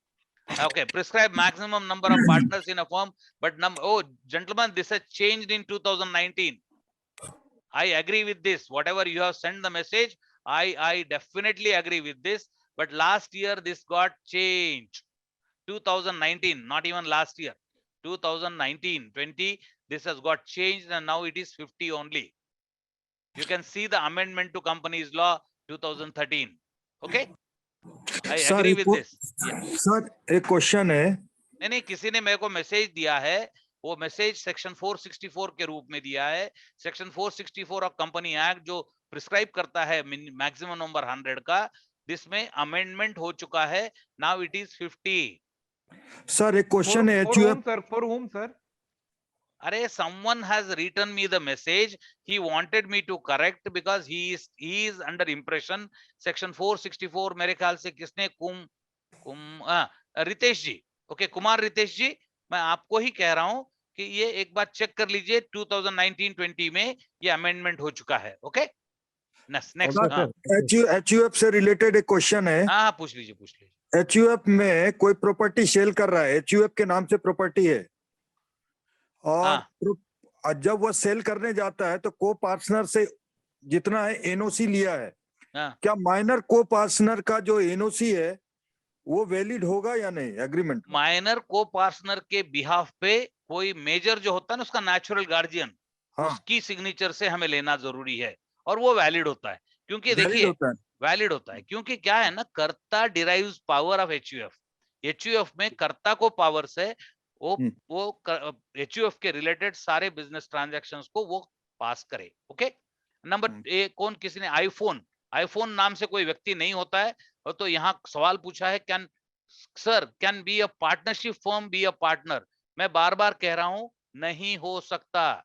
एक partnership firm दूसरे partnership firm में partner नहीं हो सकती, but वो दोनों partner, मान लो मेरी एक पार्टनरशिप फर्म है और मेरे साथ और एक पार्टनर जुड़े हैं, हम दोनों मिलके कोई दूसरे पार्टनरशिप फर्म में पार्टनर बन सकते हैं, तो दोनों भी रह सकते हैं वहां पे। मतलब हम दोनों मिलके 4 पार्टनरशिप फर्म में पार्टनर रह सकते हैं, मगर एक पार्टनरशिप फर्म दूसरे पार्टनरशिप फर्म में पार्टनर नहीं होती।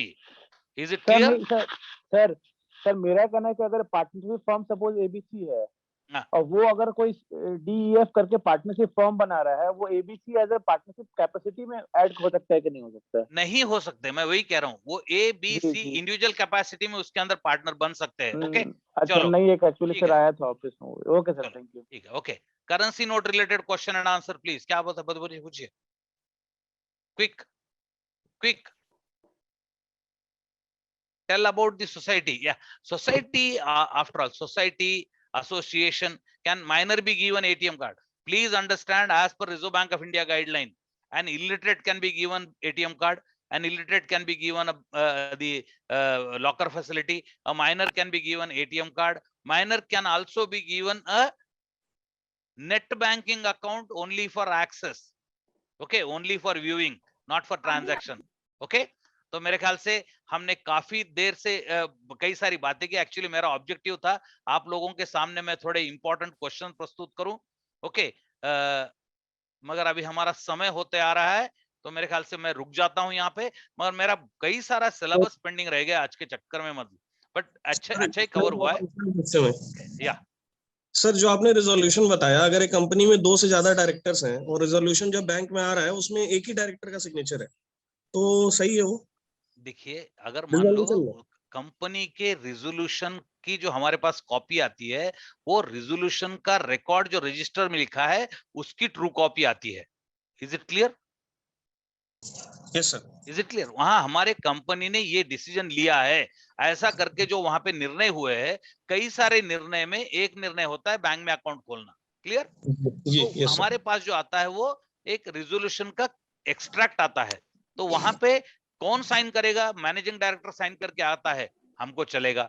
अगर कंपनी में कंपनी सेक्रेटरी है तो उसकी सिग्नेचर से आता है, हमें चलेगा, क्योंकि हमारे लिए वो एक डॉक्यूमेंट है। Clear?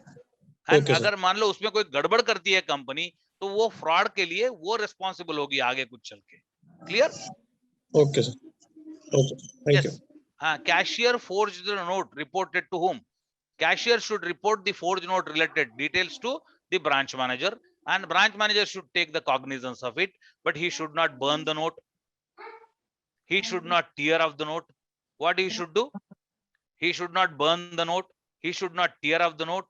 He should simply make a record of this in a register known as counterfeit currency transaction record register, and all the monthly, in a month, whatever number of such notes are received, that report they have to make it to FIU, IND and RBI and the nearest police station. Okay, in case in one remittance, if there are more than 4 notes, in one remittance, if there are more than 4 notes, then compulsorily an FIR need to be lodged with the police station in a command area. Is it done? I think with this we have completed the different type of customers. Okay, yeah, and the society is as good as the company. The same thing is there. Society need to be get registered, so registration will be there. There will be bylaws, there will be signatories. Those signatories details we will obtain, and we open the bank account. Sir, can I get your contact number? Definitely. My contact number, please, every one of you make a record. 73877777958. मैं यहाँ chat box में डाल रहा हूँ, कृपया करके number को note कर लेना। 73877777958। मेरा मेल आईडी भी नोट कर रहा हूं मैं, kulkarni@yahoo.com, and my YouTube channel भी है। माय यूट्यूब चैनल पे there are few important lectures available on banking related topics. Please visit CD, CP, factoring, forfeiting, risk management, capital adequacy related topics. There is a lectures are available. You may visit, and once you type in YouTube PTT banking, P2G banking, you will get the details. Please watch whatever number of videos. If you subscribe, all the 300 members, if they are subscribing, who will be most happy person? I will be the happiest person. Okay, do you want me to stop me or continue? Please continue, sir. Thank you, sir. Kulkarni sir, thank you so much. Continue, sir. Continue, sir. Continue, sir. For half an hour, I'll continue. Okay, for half an hour only. Okay, half an hour I'll continue. Okay, now after completing the different type of customers, let us talk something very, very important, which is about the banker-customer relationship. Banker-customer relationship. What is banker-customer relationship? I think we will not go in detail of that, but there are, depending upon the kind of service. Yes, how keep? Letmang how keep? What is the issue? Letmang how keep? कुछ पूछना है? Okay. No, sir. No, sir. Okay, ठीक है, Sorry, sir. कोई बात नहीं. So what I was telling you, that depending upon the kind of activity, that is whether we are deposit taking or whether we are giving loan or we are offering locker to the customer, what kind of business we are entertaining to the customer, what kind of service we are entertaining with the customer, depending upon that, the relationship gets determined. For example, when customer gives deposit to bank, then bank is a debtor, customer is a creditor. When bank gives loan to the customer, then bank is a creditor and the customer is a debtor. When bank issues a locker to customer, then bank is a lessor, customer is a lessee. When customer is keeping something into the custody of the bank to safekeep, then the bank is a bailee and the customer is a bailor. Okay, when bank customer comes to the bank and purchases a draft, then bank customer is a principal, we are the agent. And with regard to the payee, the relationship is bank is a trustee and the customer is a beneficiary. Okay, likewise, different situation, different relationships bank and customer enjoys. Okay, so this is what is the base of this session. But next important part is duties of the bank. Which are all the important duties of the bank? There are 2 important duties. Rest of the 2 are not so important. 2 important duties are: number 1 duty is duty to maintain secrecy of customers' details, customer account details, maintaining secret. Means customer की जानकारी किसी के साथ भी साझा नहीं करेंगे, इसकी जिम्मेदारी बैंक वहन करती है. अब ये क्या कानूनी है या ऑपरेशनल है? This is what question exam comes. Is it a mandatory duty or is it an implied duty? Please make a note for all banks which are nationalized category. Nationalized bank के लिए ये duty mandatory है, क्योंकि ये duty कहां पे? Section 13 of banking companies acquisition and transfer of undertaking act 1969, 1970 and Banking Companies Acquisition and Transfer of Undertaking Act 1980 के तहत सेक्शन 13 के अंदर हम पर ये ड्यूटी आती है और ये मैंडेटरी ड्यूटी है, जबकि state bank of India and other banks it is a implied duty. But ये ड्यूटी क्या कहती है कि ना बीवी के अकाउंट के डिटेल्स हस्बैंड को बताए, ना हस्बैंड के अकाउंट के डिटेल्स हम बीवी को बताएंगे, ना बाप के अकाउंट के डिटेल्स बच्चे को, ना बच्चे के अकाउंट के डिटेल्स बाप को। That is what responsibility we carry. Now is there this duty has got certain exemptions.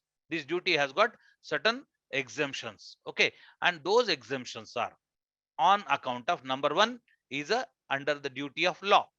मतलब कानून के तहत जब हम पर ये थोपा जाता है कि हमको जानकारी साझा करो, जैसे मान लो कोर्ट ने मांगी है जानकारी, तब तो देनी पड़ेगी, करेक्ट है ना? जब कोर्ट ने मांगी तब तो देनी पड़ेगी। जब पुलिस वाले मांगते हैं, अब पुलिस वाले मांगते हैं मतलब राह चलता हवालदार अगर बैंक में आके जानकारी मांगेगा तो क्या हम देंगे? या कोई सब इंस्पेक्टर आता है, मैं I am the sub inspector, dress बीस सब पहन के आया है, क्या are we going to share the information? No, no, sir. No, not at all. We will be, वो इंस्पेक्टर नहीं, वो डीएसपी रहने दो, एसपी रहने दो, वो रैंक चाहे उसका कुछ भी हो, हमें रैंक का कोई, उसके रैंक का कोई मतलब नहीं है। We will be sharing the information only. We'll be sharing the information. We'll be sharing the information only on the basis of written request comes from the अपने ज्यूरिडिक्शन के पुलिस के स्टेशन के in charge से, भले वो in charge havildar rank का क्यों ना हो। Are you getting me? देखो हमारी रूरल ब्रांचेस होती है, रूरल ब्रांचेस का एरिया का जो पुलिस स्टेशन का होता है, उसका जो हेड होगा वो हो सकता है वो हवालदार रैंक का होगा, हो सकता है, या हो सकता है वो सब इंस्पेक्टर रैंक का होगा। जबकि हैदराबाद में जिस ज्यूरिडिक्शन में मैं रहता हूं, वहां के पुलिस स्टेशन के एरिया का जो इंचार्ज है वो डीवाईएसपी है, ऐसे होता है। तो जो हेड है उसके रिक्वेस्ट पे, लेटर पे हम रिटर्न में उसको जानकारी देंगे। ओके, ठीक है।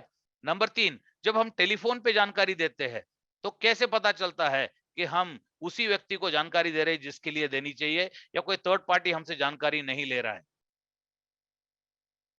ये हमें निश्चित करना है। Whenever we get call on over phone to seek information with regard to account balance, something in the account, then we must ensure identity of the customer is ascertained.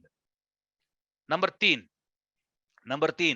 whenever there is a consent is given by the customer himself to share the information to somebody, we are bound to share. Okay, then in the interest of the public, we can share the information. In the interest of the bank themselves, we can share the information. This is all about the information sharing in the customer's account, where duty of secrecy can be diluted.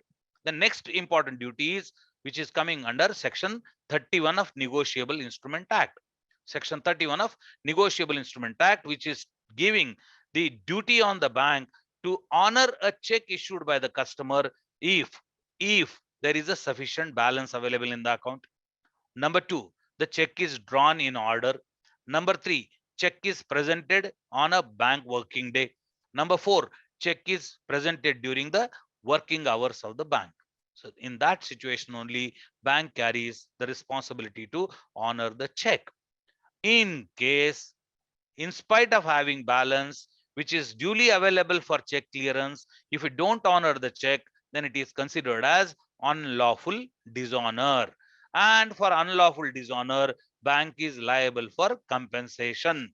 And this compensation is, for a smaller value of check dishonored, higher compensation can be demanded. For example, in Amitabh Bachchan's account, if you dishonor his 500 rupee check, actually his reputation is lost a very big. Do you agree with that? So that's how it works. Okay, so therefore customer's account, sufficient balance, all other things are clear, then that is a duty as per the section 31 of Negotiable Instrument Act. These are the 2 duties. Then there are 3 important rights bank enjoys. Number 1 right is a right of lien. Number 2 right is a right of set off. Number 3 right is a right of appropriation. And all the 3 rights are very important. Right of lien is nothing but whatever coming in the hands of the creditor, which is belonging to the debtor, something which belongs to the debtor, which comes in the hands of the creditor in due course of the business, the creditor can hold it. Creditor can hold it till such time that debtor's debt is realized. This is right is known as lien, and lien can be two types: particular lien, general lien. Bank lien is a general lien. Bank lien is a general lien. To make you understand the concept of general lien, I'll give you an example. अभी एक बंदे ने loan against jewellery लिया है. Loan against jewellery लिया है 50,000 रुपए का. 1 लाख रुपए की ज्वेलरी उसने बैंक में रखी है, और वो जब पैसे भरता है, ज्वेलरी लेने आता है, तो जब पैसे भरने के बाद हमारा लोन ऑफिसर आके हमको बताता है कि सर उसका कार लोन का 2 इंस्टॉलमेंट बाकी है. अब कार लोन के 2 इंस्टॉलमेंट के लिए क्या हम वो 1 लाख रुपए की ज्वेलरी जो हमारे पास पहुंची है उस पर हम मतलब उसको हमारे कब्जे में रख सकते हैं या नहीं? That is what is a right of lien. Since banker's lien is a general lien, we can definitely hold it. अब वो 2 इंस्टॉलमेंट क्लियर करेगा, तब हमारे पास दूसरा कोई ऑप्शन नहीं है, उसको 1 लाख की ज्वेलरी हमें देनी ही पड़ेगी. Is it clear? Is it clear? So then next is banker lien is also known as implied pledge. Why it is known as implied pledge? Because like a pledge, we banker enjoy the right to sell the securities which are received in hand after giving him a reasonable notice. After giving him reasonable notice. Okay, this is what all about the lien. Then second important part is the right of set-off. What is mean by right of set-off? Same customer is maintaining 2 different accounts, and in one account there is a credit balance, another account there is a debit balance. So bank enjoys right to adjust both these accounts, provided there is a condition, provided both are in the same name and same capacity, both are becoming due, and amount is determined. In such scenario only it can be adjusted. And with regard to this, there are few scenarios. For example, the loan is in the name of a proprietor, and there is a credit balance is in the name of a proprietary firm. Number 2, the balance is in the name of a partner, and loan is in the name of a partnership firm. Number 3, a loan is in the name of a partnership firm, credit balance is in the name of a partner's account. Number 4, the company and the director. Okay, like that there are various scenarios. Okay, a joint account, loan is in the name of a joint account, credit balance is in the name of a single person. Loan is in the name of a single person, credit balance available in the name of a joint. Now these are all the different scenarios. Can we adjust in all? No. Individual account, loan, the proprietors can be adjusted, but a partner's a loan, partnership firm credit balance cannot be adjusted. Okay, I request you to conduct a session in morning hours also, in spite of evening. Oh, very good. as tomorrow there will be a class by STC Bangalore in the evening. I'm sorry dear that you please take up with some authority. I am only the person who is implementing the instructions. Okay. This line is by IBS, and I am a faculty associated with IBS. Okay, and therefore IBS has planned it. Okay, I hope you appreciate.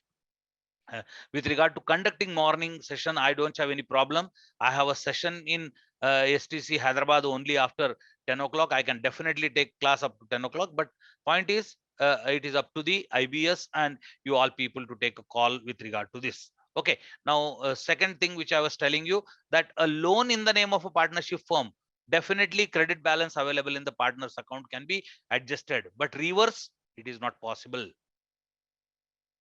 Is it clear? So these are all the scenarios. So have a look on that. Exam point of view, it will be very, very important. And the third right is a very important right. That is right is known as right of appropriation. What is mean by right of appropriation?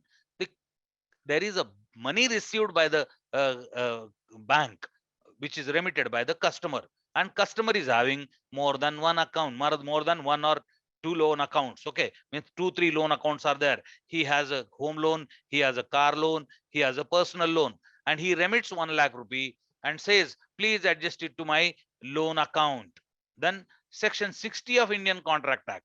Section 60 of Indian Contract Act says that a bank can take their own call. Whichever loan account they deem fit, that amount can be credited.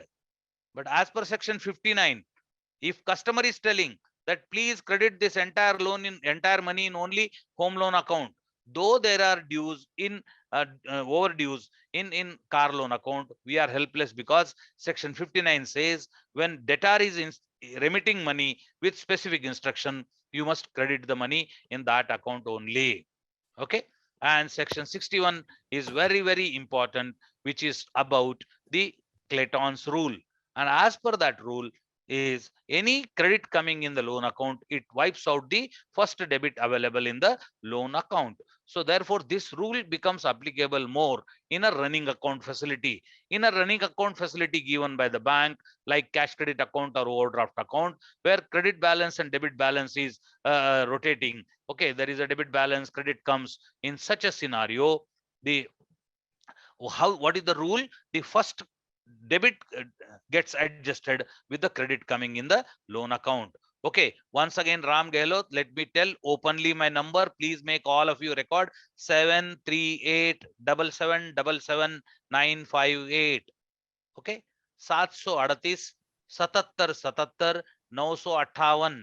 73877777958 is my number. Please talk to me. I'll give you all other related details, whatever you want. Okay.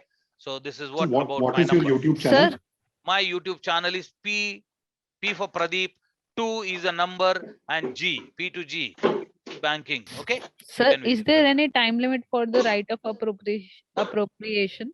Array dear, please understand, the customer is remitting money for crediting the account. When you receive the credit amount, can you hold?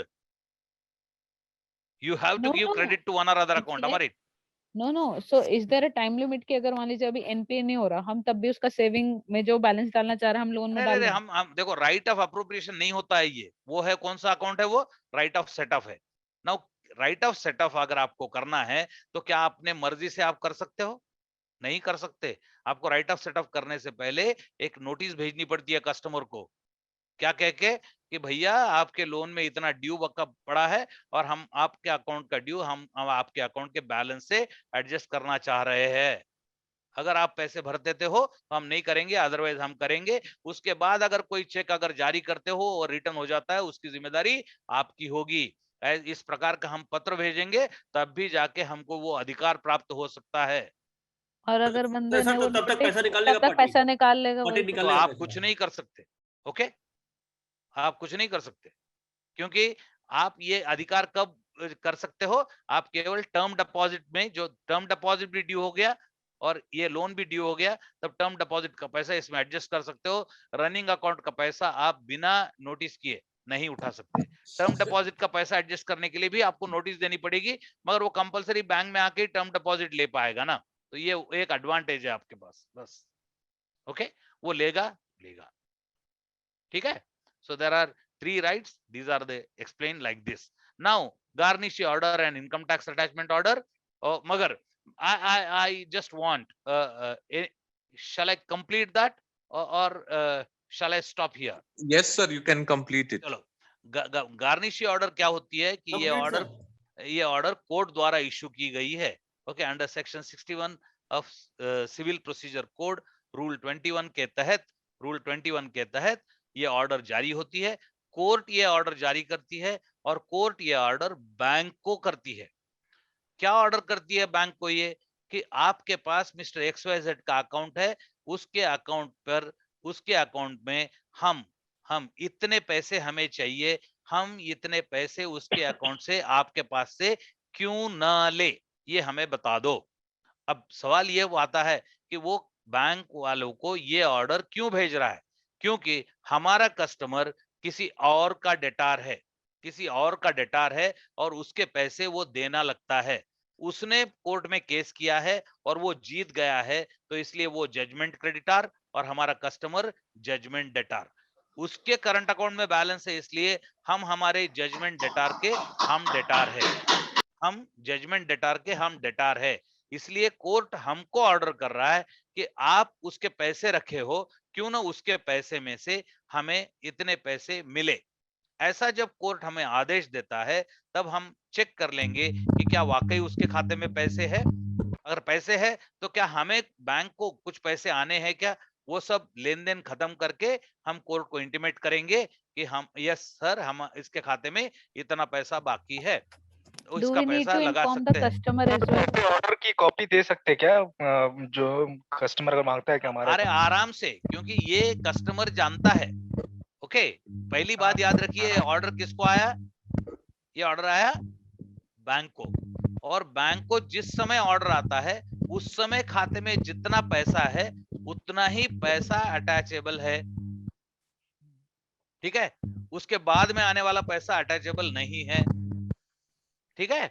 और उस वक्त जितना पैसा है वो भी पहले bank का देना, पहले बैंक वाला देख लेगा, फिर बाद में ही वो कोर्ट को इंटीमेट करेगा। इसलिए कोर्ट से जो ऑर्डर आती है वो 2 स्टेज में आती है। पहले स्टेज में ऑर्डर निसी कहलाते हैं, जहां पे कोर्ट से ये इंटीमेशन मांगा जाता है हमसे, और कोर्ट उसके बाद के ऑर्डर में हमसे पैसे मांगे जाते हैं। जो भी हमने जो लिख के दिया उतने ही पैसे मांगे जाते हैं। तो इस प्रकार से ऑर्डर निसी और ऑर्डर एब्सोल्यूट होता है। और एग्जैक्टली जो मैंने आपको बताया राइट ऑफ सेट ऑफ के लिए, मतलब एक ऑर्डर आती है इंडिविजुअल के अकाउंट पे, तो इंडिविजुअल के खाते में पैसे हो तब भी काम आएगी। एक ऑर्डर आती है पार्टनरशिप के अकाउंट में, अगर पार्टनर्स के खाते में पैसे हो तो हमें वो इंटीमेट करने पड़ेंगे। एक ऑर्डर आती है पार्टनर के नाम पर, तो पार्टनरशिप के खाते के पैसे को टच करने की कोई जरूरत नहीं है। सो ये वाली सारी बातें गार्निश ऑर्डर में होती है। सो गार्निश ऑर्डर एक कोर्ट ऑर्डर है, और ये ऑर्डर केवल खाते में उस वक्त जो जब ऑर्डर आई उस वक्त जितना पैसा है उतने के लिए ही लागू होती है। डन।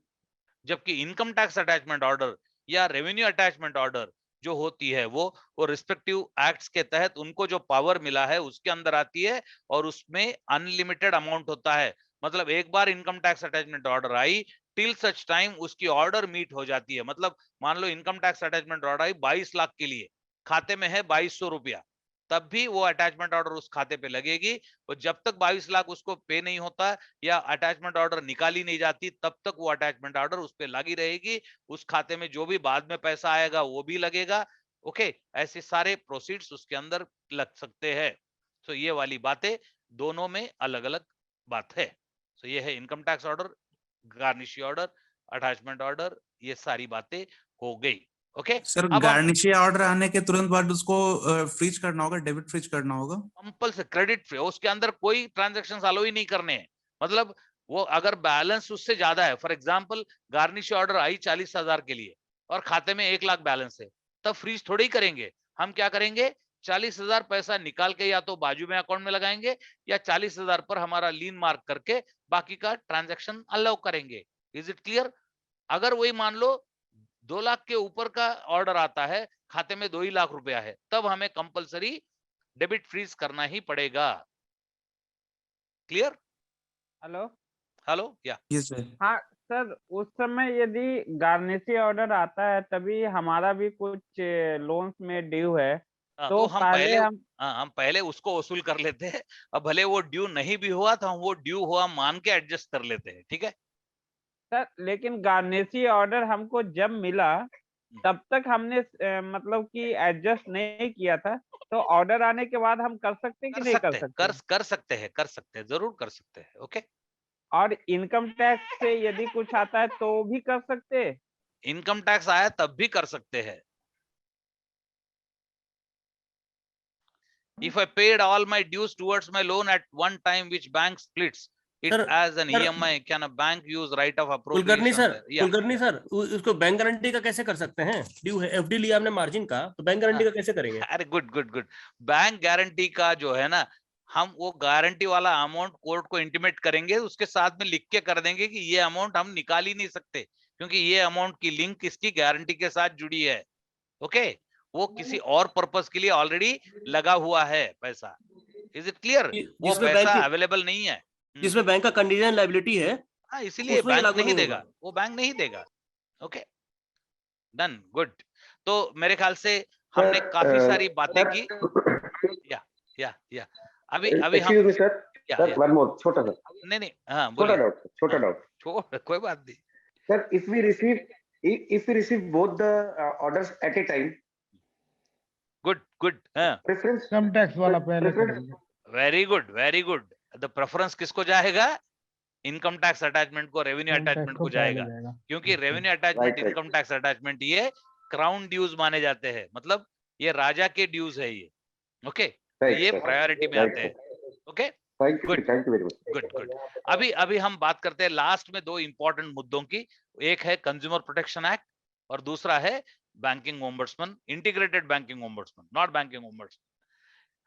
अब देखो, integrated banking ombudsman scheme 2021 exam में 100% क्वेश्चन आएगा, याद रखिए। इंटीग्रेटेड बैंकिंग ओम्बड्समैन 2021 100% क्वेश्चन आएगा। ये स्कीम 2021 की है, जिसके अंदर अभी हमारे देश में one bank one ombudsman one nation के प्रिंसिपल पर पूरे देश में अभी एक ही ओम्बड्समैन है बैंकिंग के लिए, 22-23 कुछ नहीं। मतलब कोई भी कंप्लेंट हो, बैंक के खिलाफ कंप्लेंट, बैंक ने जवाब नहीं दिया, ऐसे सारे कंप्लेंट्स इकट्ठा एक ही जगह पहुंचते हैं, वो है सेंट्रलाइज्ड प्रोसेसिंग सेल। ओके, वो जो कंप्लेंट का सेंट्रलाइज्ड प्रोसेसिंग सेल है, वहीं पे कंप्लेंट जाएगी, चाहे वो मैनुअल कंप्लेंट हो, चाहे वो ऑनलाइन कंप्लेंट हो, चाहे ईमेल कंप्लेंट हो, चाहे वो कंप्लेंट बैंक को की गई, आरबीआई को की गई, गवर्नमेंट को की गई, गोल घूम के कंप्लेंट सीधे वो वहां पे पहुंच जाएगी।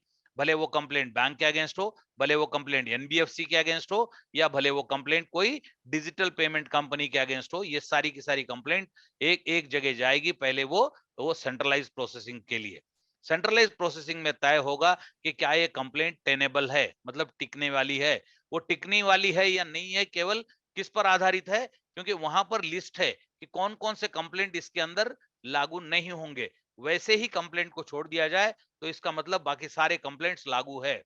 और आपके लिए जानकारी के लिए बताता हूं कि जो भी कोई बैंक ने अपनी ओर से कमिट किया है या रिजर्व बैंक ऑफ इंडिया द्वारा मैंडेटेड है, वो अगर बैंक नहीं करती और ऐसे नहीं करने से कस्टमर को कोई नुकसान पहुंचता है, तो वो नुकसान भरपाई देना बैंक की जिम्मेदारी है, और ऐसे सारे कंप्लेंट्स उसके अंदर मेंटेनेबल है। सो ये वाली इंटीग्रेटेड बैंकिंग ओम्बड्समैन स्कीम। और इसमें 3 बातें याद रखिए कि पहले वाली बैंकिंग ओम्बड्समैन स्कीम में इसमें अमाउंट में कोई फर्क नहीं है, वहां पर भी 20 लाख, यहां पर भी 20 लाख। मतलब कंप्लेंट अमाउंट चाहे कितने की भी हो, अवार्ड कितने का मिल सकता है, मैक्सिमम 20 लाख का मिल सकता है। और 1 लाख रुपया जो है वो mental agony, harassment, time loss of the customer, उसके लिए कस्टमर क्लेम कर सकता है। सो ये 1 lakh maximum for that purpose. Credit cards के ड्यूज के लिए कोई अलग से बात नहीं है, वो 20 लाख के अंदर ही वो वाली बात भी इंक्लूडेड है। और एक फर्क ये हो गया कि पहले वाले में deputy governor Reserve bank of India was appellate authority, यहाँ पे executive director the customer education and awareness cell जो है वो रिजर्व बैंक ऑफ इंडिया का, वो एडी इसका अपीलेट अथॉरिटी है। अपील कौन कर सकता है? अपील या तो कस्टमर भी कर सकता है या तो बैंकर भी कर सकता है। कब करेगा? जैसे ही अवार्ड डिक्लेयर हो गया, अवार्ड डिक्लेयर होने के 30 दिन के अंदर कस्टमर का एक्सेप्टेंस आना चाहिए। कस्टमर का एक्सेप्टेंस आता है तो वो बैंक के ऊपर बंधन कारक होगा। अगर कस्टमर एक्सेप्ट नहीं करते हुए अपील करना चाहता है तो कस्टमर के लिए अपील ऑलवेज ओपन है। और वो अपील कहां करेगा? ईडी को करेगा। बैंक वाला भी अपील करेगा तो किसे करेगा? ईडी को करेगा। मगर बैंक को अपील करनी है तो बैंक को कंपलसरी उनके सीएमडी से परमिशन लेनी पड़ेगी। तो ये वाली सारी इंपॉर्टेंट बातें हमने आप लोगों के साथ शेयर की। बाकी पहले कंप्लेंट बैंक को करनी चाहिए, 1 महीने का वेट करना चाहिए, 1 महीने के अंदर बैंक से जवाब नहीं आया या बैंक का जवाब आता है वो संतुष्टकारक नहीं है, तब कंप्लेंट कर सकता है। वो सारी बातें सेम है, इसलिए मैंने उसको दोहराया नहीं। जो बदलाव है वो सारे बता दिए। एग्जाम पॉइंट ऑफ व्यू इसे आपको याद रखना है। डन? ठीक है? Yes sir. अब हम आगे बात करते हैं कंज्यूमर प्रोटेक्शन एक्ट की। मगर कंज्यूमर प्रोटेक्शन एक्ट पे बात नहीं करूंगा, मैं रुक जाता हूं। कल इस पर बात करते हैं, बाकी की बातें बात करेंगे। इसके साथ ही मैं रुकता हूं। अगर कोई सवाल हो, शक हो, कुछ हो, पूछ सकते हो। नहीं तो रात 10 बज चुके हैं। मुझे लगता है आपको कल फिर बैंक भी होगी, बाकी काम भी करने होंगे, तो सोचता हूं मैं रेस्ट ले लूं, आपको भी रेस्ट कर लूं। एक क्वेरी है sir. So what are the topics for tomorrow? Study material मिल सकती है क्या? किसका स्टडी मटेरियल? इसका हाँ अरे वाह, यूनियन बैंक ने आपको कम से कम एक 10,000 पेज का स्टडी मटेरियल वही सर्कुलेट तो हो रहा है प्रॉब्लम मार्केट है में। कि 10,000 पेज का है। सर 10,000 पेज पूरा रात भी जाके नहीं पढ़ सकते। I was about to say the same thing, sir. देखिए वो मैंने 2024 की वैकेंसी आ जाएगी पढ़ते पढ़ते। सुनिए, मैंने जो भी कहा ना, ये ईश्वर कृपा समझो, कुछ भी समझो, मैंने एब्सोल्युटली मेरी मेमोरी पर मेरे मन में जो इंपॉर्टेंट लगा वही मैं कहते गया। अदरवाइज ये सारा टॉपिक कवर करते करते हमें भी वैसे क्लास में 3-4 दिन लग जाते थे।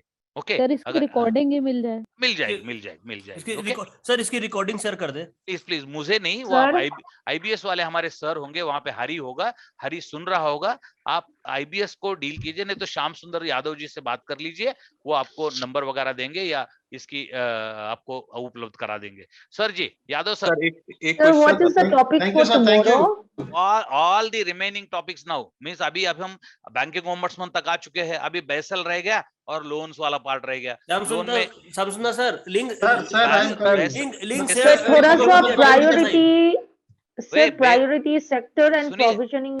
सुनिए, बेसल होगा कल, लोन्स होगा, लोन के बेसिक गाइडलाइन होंगे, सिक्योरिटी के गाइडलाइन होंगे, प्रायोरिटी सेक्टर होगा, टाइम क्या होगा सर? फॉरेन एक्सचेंज होगा। ओके, ये सारी बातें कल कवर होगी। ओके, ये सारी बातें कल कवर होगी, ताकि हम पूरा का पूरा मतलब जितना भी इंपॉर्टेंट एरिया, मैं तो ये चाहता था कि आज भी आपको 50 सवाल दिखा दूं, कल भी दिखा दूं, मगर कल अगर समय निकाल के मैं डेफिनेटली 50 सवाल आपको इंपॉर्टेंट सवाल दिखा दूंगा। Okay sir, union bank circular में हाई वैल्यू चेक में कस्टमर से कंफर्मेशन लेना होता है फोन के द्वारा कि आपने इशू किया है कि नहीं किया है चेक। पॉजिटिव पे सिस्टम कहते हैं उसके लिए, और कल हम निगोशिएबल इंस्ट्रूमेंट एक्ट जब बात करेंगे उसके अंदर उसको बात कर लेंगे। कल की टाइमिंग क्या होगी सर? अभी मैं कल की बताता हूं टाइमिंग सर। यही टाइमिंग होगी सर मुझे बता दीजिए, मैं बताता हूँ बाकी सारी चीजें। तो मैं रोक देता हूँ sir. Okay very thank you Kulkarni sir, बहुत सुंदर और हाईली इंटरेक्टिव सेशन था। Good evening all friends. Good evening sir. Good evening sir. Very मतलब enjoying interactive and highly. Good evening, sir. Good evening everybody. Let me introduce myself first. I am Shyam Sundar Yadav, Deputy General Secretary, Union Bank Officer Association, Delhi. And let me praise my parent unit, Union Bank Officer Association, Delhi unit, who has taken this small initiative for the welfare of all our officers community to have this interactive session for all of you. I, on behalf of Union Bank Officer Association, Delhi, thank my IBS Director, Sri Srinath sir, the Education Director, Sri Mohan sir, faculty, Sri Kulkarni sir, all my dear friends who are available here on this platform to listen this very interactive and very interesting platform, where the time schedule has been increased for on your heavy demand for more than 2.5 hours. It was actually planned for 2 hours only. From this platform, I would like to introduce my and say thanks to our body, especially my President Sri Anil Sharma sir, my working President Sri Rajiv Bhogi sir, and my General Secretary of Delhi unit, Sri Brij Bhushan sir, who has taken all these efforts full day. From last 2 days, they were taking all these initiatives, and they made this all possible to happen. We as Union Bank Association Delhi are affiliated to our dynamic All India Union Bank Officer Federation, AIUBF, under the dynamic leadership of our General Secretary Sri Balachandran sir and President Sri Girdhar Gopal sir, our youth leader Sri Srinath sir, and our chairman Sri Satyanarayan sir. I, on behalf of Union Bank of Association Delhi, thank my AIUBF leadership, All India leadership, for encouraging us and helping us to come on. 350,000 officers pan India. This is a great number. We are the majority union. We are striving hard for the welfare of the whole officers community pan India. We as IBOC are the leaders in the serving the officers community. We are serving the full officers community pan India in the banking sector for their welfare and all the legal supports too. We are leaders in providing the support and protection of officers of all the supervisory cadres. We are thankful to our leaders of IBOC under the leadership of our General Secretary, Sri Soumya Datta sir, and President Sri Murli sir. We as IBOC, AIUBOF and Union Bank of Association Delhi fight tooth and nail with the management for the all-round development of our officers community. We are looking for the welfare of all our officers in this banking industry. We wish all our participants who have participated here, and thank all our participants who have participated here, given that valuable time for us to listen to our mighty faculties and the good platform provided to us by the IBS Kerala. We wish you all a very happy, very successful examination, and we wish that you all get pass and come out with flying colors and get promoted to the next higher levels. Now the questions is, all members were asking that will this class be conducted again tomorrow? Yes, of course. We have made this platform available to you for tomorrow too, from evening 19:30 to 21:30 hours, and extendable as it was extended today as per the demand of our members on this platform. We will humbly request from this platform to promote this link which was given to you, to your friends, near and dear ones, so that our numbers, which was approximately around 300 today, should increase more than 500 or 800 or 1000, and it will be very beneficial to all of us. The classes being given within a very short period of time, the value which has been given by your faculty here is really extremely excellent. In so less amount of time, in so small a period of time, such quality of education cannot be imparted on any other platforms except this IBS and our eminent faculty, Sri Kulkarni sir and others. So I will request you all, my dear friends, to please be available again timely tomorrow. The session will start exactly sharply at evening 7:30 p.m. Any more questions? If you have, you can please come out with your questions with your mics on. I will answer you.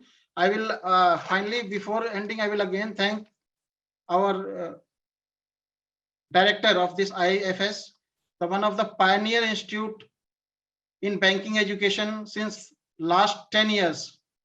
I will thank the director, Sri Satish Kumar sir, from this platform, Sri Mohan sir, who is the education director in this IBS, and Sri Kulkarni sir, so dynamic and eminent faculty.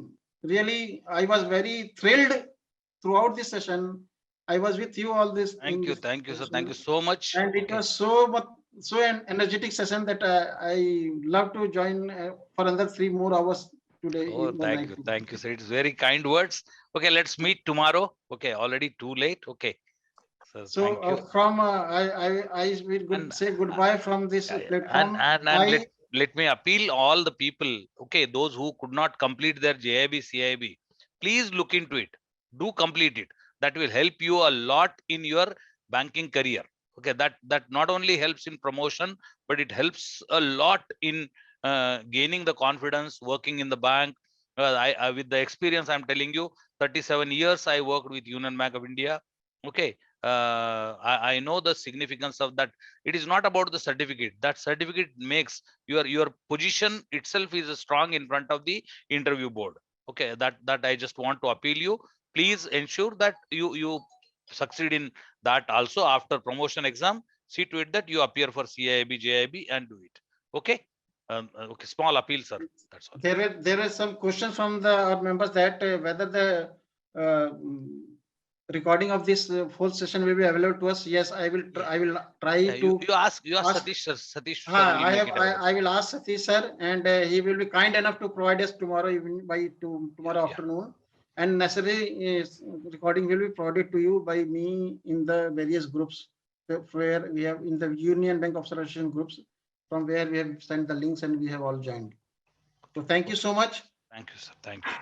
Thank you, sir. Thank you so much. So thank you, Yadav sir. Quit करूँ मैं? Okay. हाँ sir, Bye. please, Bye. sir. Thank you so Bye. much. Bye. All the best. Okay, tomorrow we shall Thank meet. you. Pradeep sir. Thank you so much. Bye. sir. Bye. Very valuable session. Thank you. Thank you. Thank you. तो कल मिलते हैं. Thank you, कल मिलते हैं. sir. क्योंकि थोड़ा कल समय से शुरू कर देते हैं. समय पे कई सारे बातें हैं. कल क्रेडिट है, एडवांसेस है, सिक्योरिटीज है, बेसल है, प्रायोरिटी सेक्टर है, फॉरेक्स है. कल कई सारे एरियाज पे बात करनी है. फट फट फट बात करते जाएंगे. Okay. Bye. Right, sir. At the last, I will thank my leaders from IBPS, Soumya Datta sir, Bala Chandra sir, including Samsundar sir. and You Brijbhushan also. sir. Even you also. Is very You- very. I am a very small soldier of this all trade union. I am the smallest, very small. Our leaders are very dynamic. I salute them. Sir एक complement ये भी है कि Kulkarni sir का session जितना अच्छा था, आपने साथ के साथ हम लोगों को जगाए रखा कि अब एक सेशन एक्सटेंड हो गया है. हालांकि हम ज्वाइन करे हुए थे. Last 3 days से जगा रहे हैं. और हाँ जी sir. we have attended all sessions last 3 days. And Samsundar sir बोलते हैं ना, जो काम तलवार कर सकती है वो सुई कर सकती है. पल की खबर सर. बिल्कुल. पल की खबर दे रहे थे व्हाट्सएप पे. प्लीज पूरा लास्ट तक देखिएगा, पूरा लास्ट तक देखिएगा. That was so nice sir. एक मोटिवेशन आ जाता है सर. सेपरेटली सबको मैसेज भेजना. हमारी फैकल्टी इतनी एमिनेंट है, इतनी मतलब कि बॉन्डेड रखी हम लोग को कि मैं खुद एक सेकंड के लिए कहीं नहीं पाया. मुझे अच्छा लगा 1 मिनट के लिए सर ने पानी पीने का टाइम लिया, तो मैंने उसका यूटिलाइजेशन करके अपना इंट्रोडक्शन या थोड़ा सा बीच में अपना. टेंशन मत लो, डायरेक्ट जीएम बनोगे आप. टेंशन मत लो. My god. Thank you so much. Good night, sir. Good night. Good night, sir. Thank you. Good night, sir. Thank you so much. Good night. Thank you so much. It was really wonderful session, sir. Thank you. Thank you. Thank you, sir. अपने near and dear and friends को भी बता दीजिए, कल भी join करेंगे सब लोग. We want more numbers to be here on this platform from tomorrow. Thank you, sir. Thank you, sir. Thank you so much. Thank you, sir. Good night. If you like our content, do like, share and subscribe.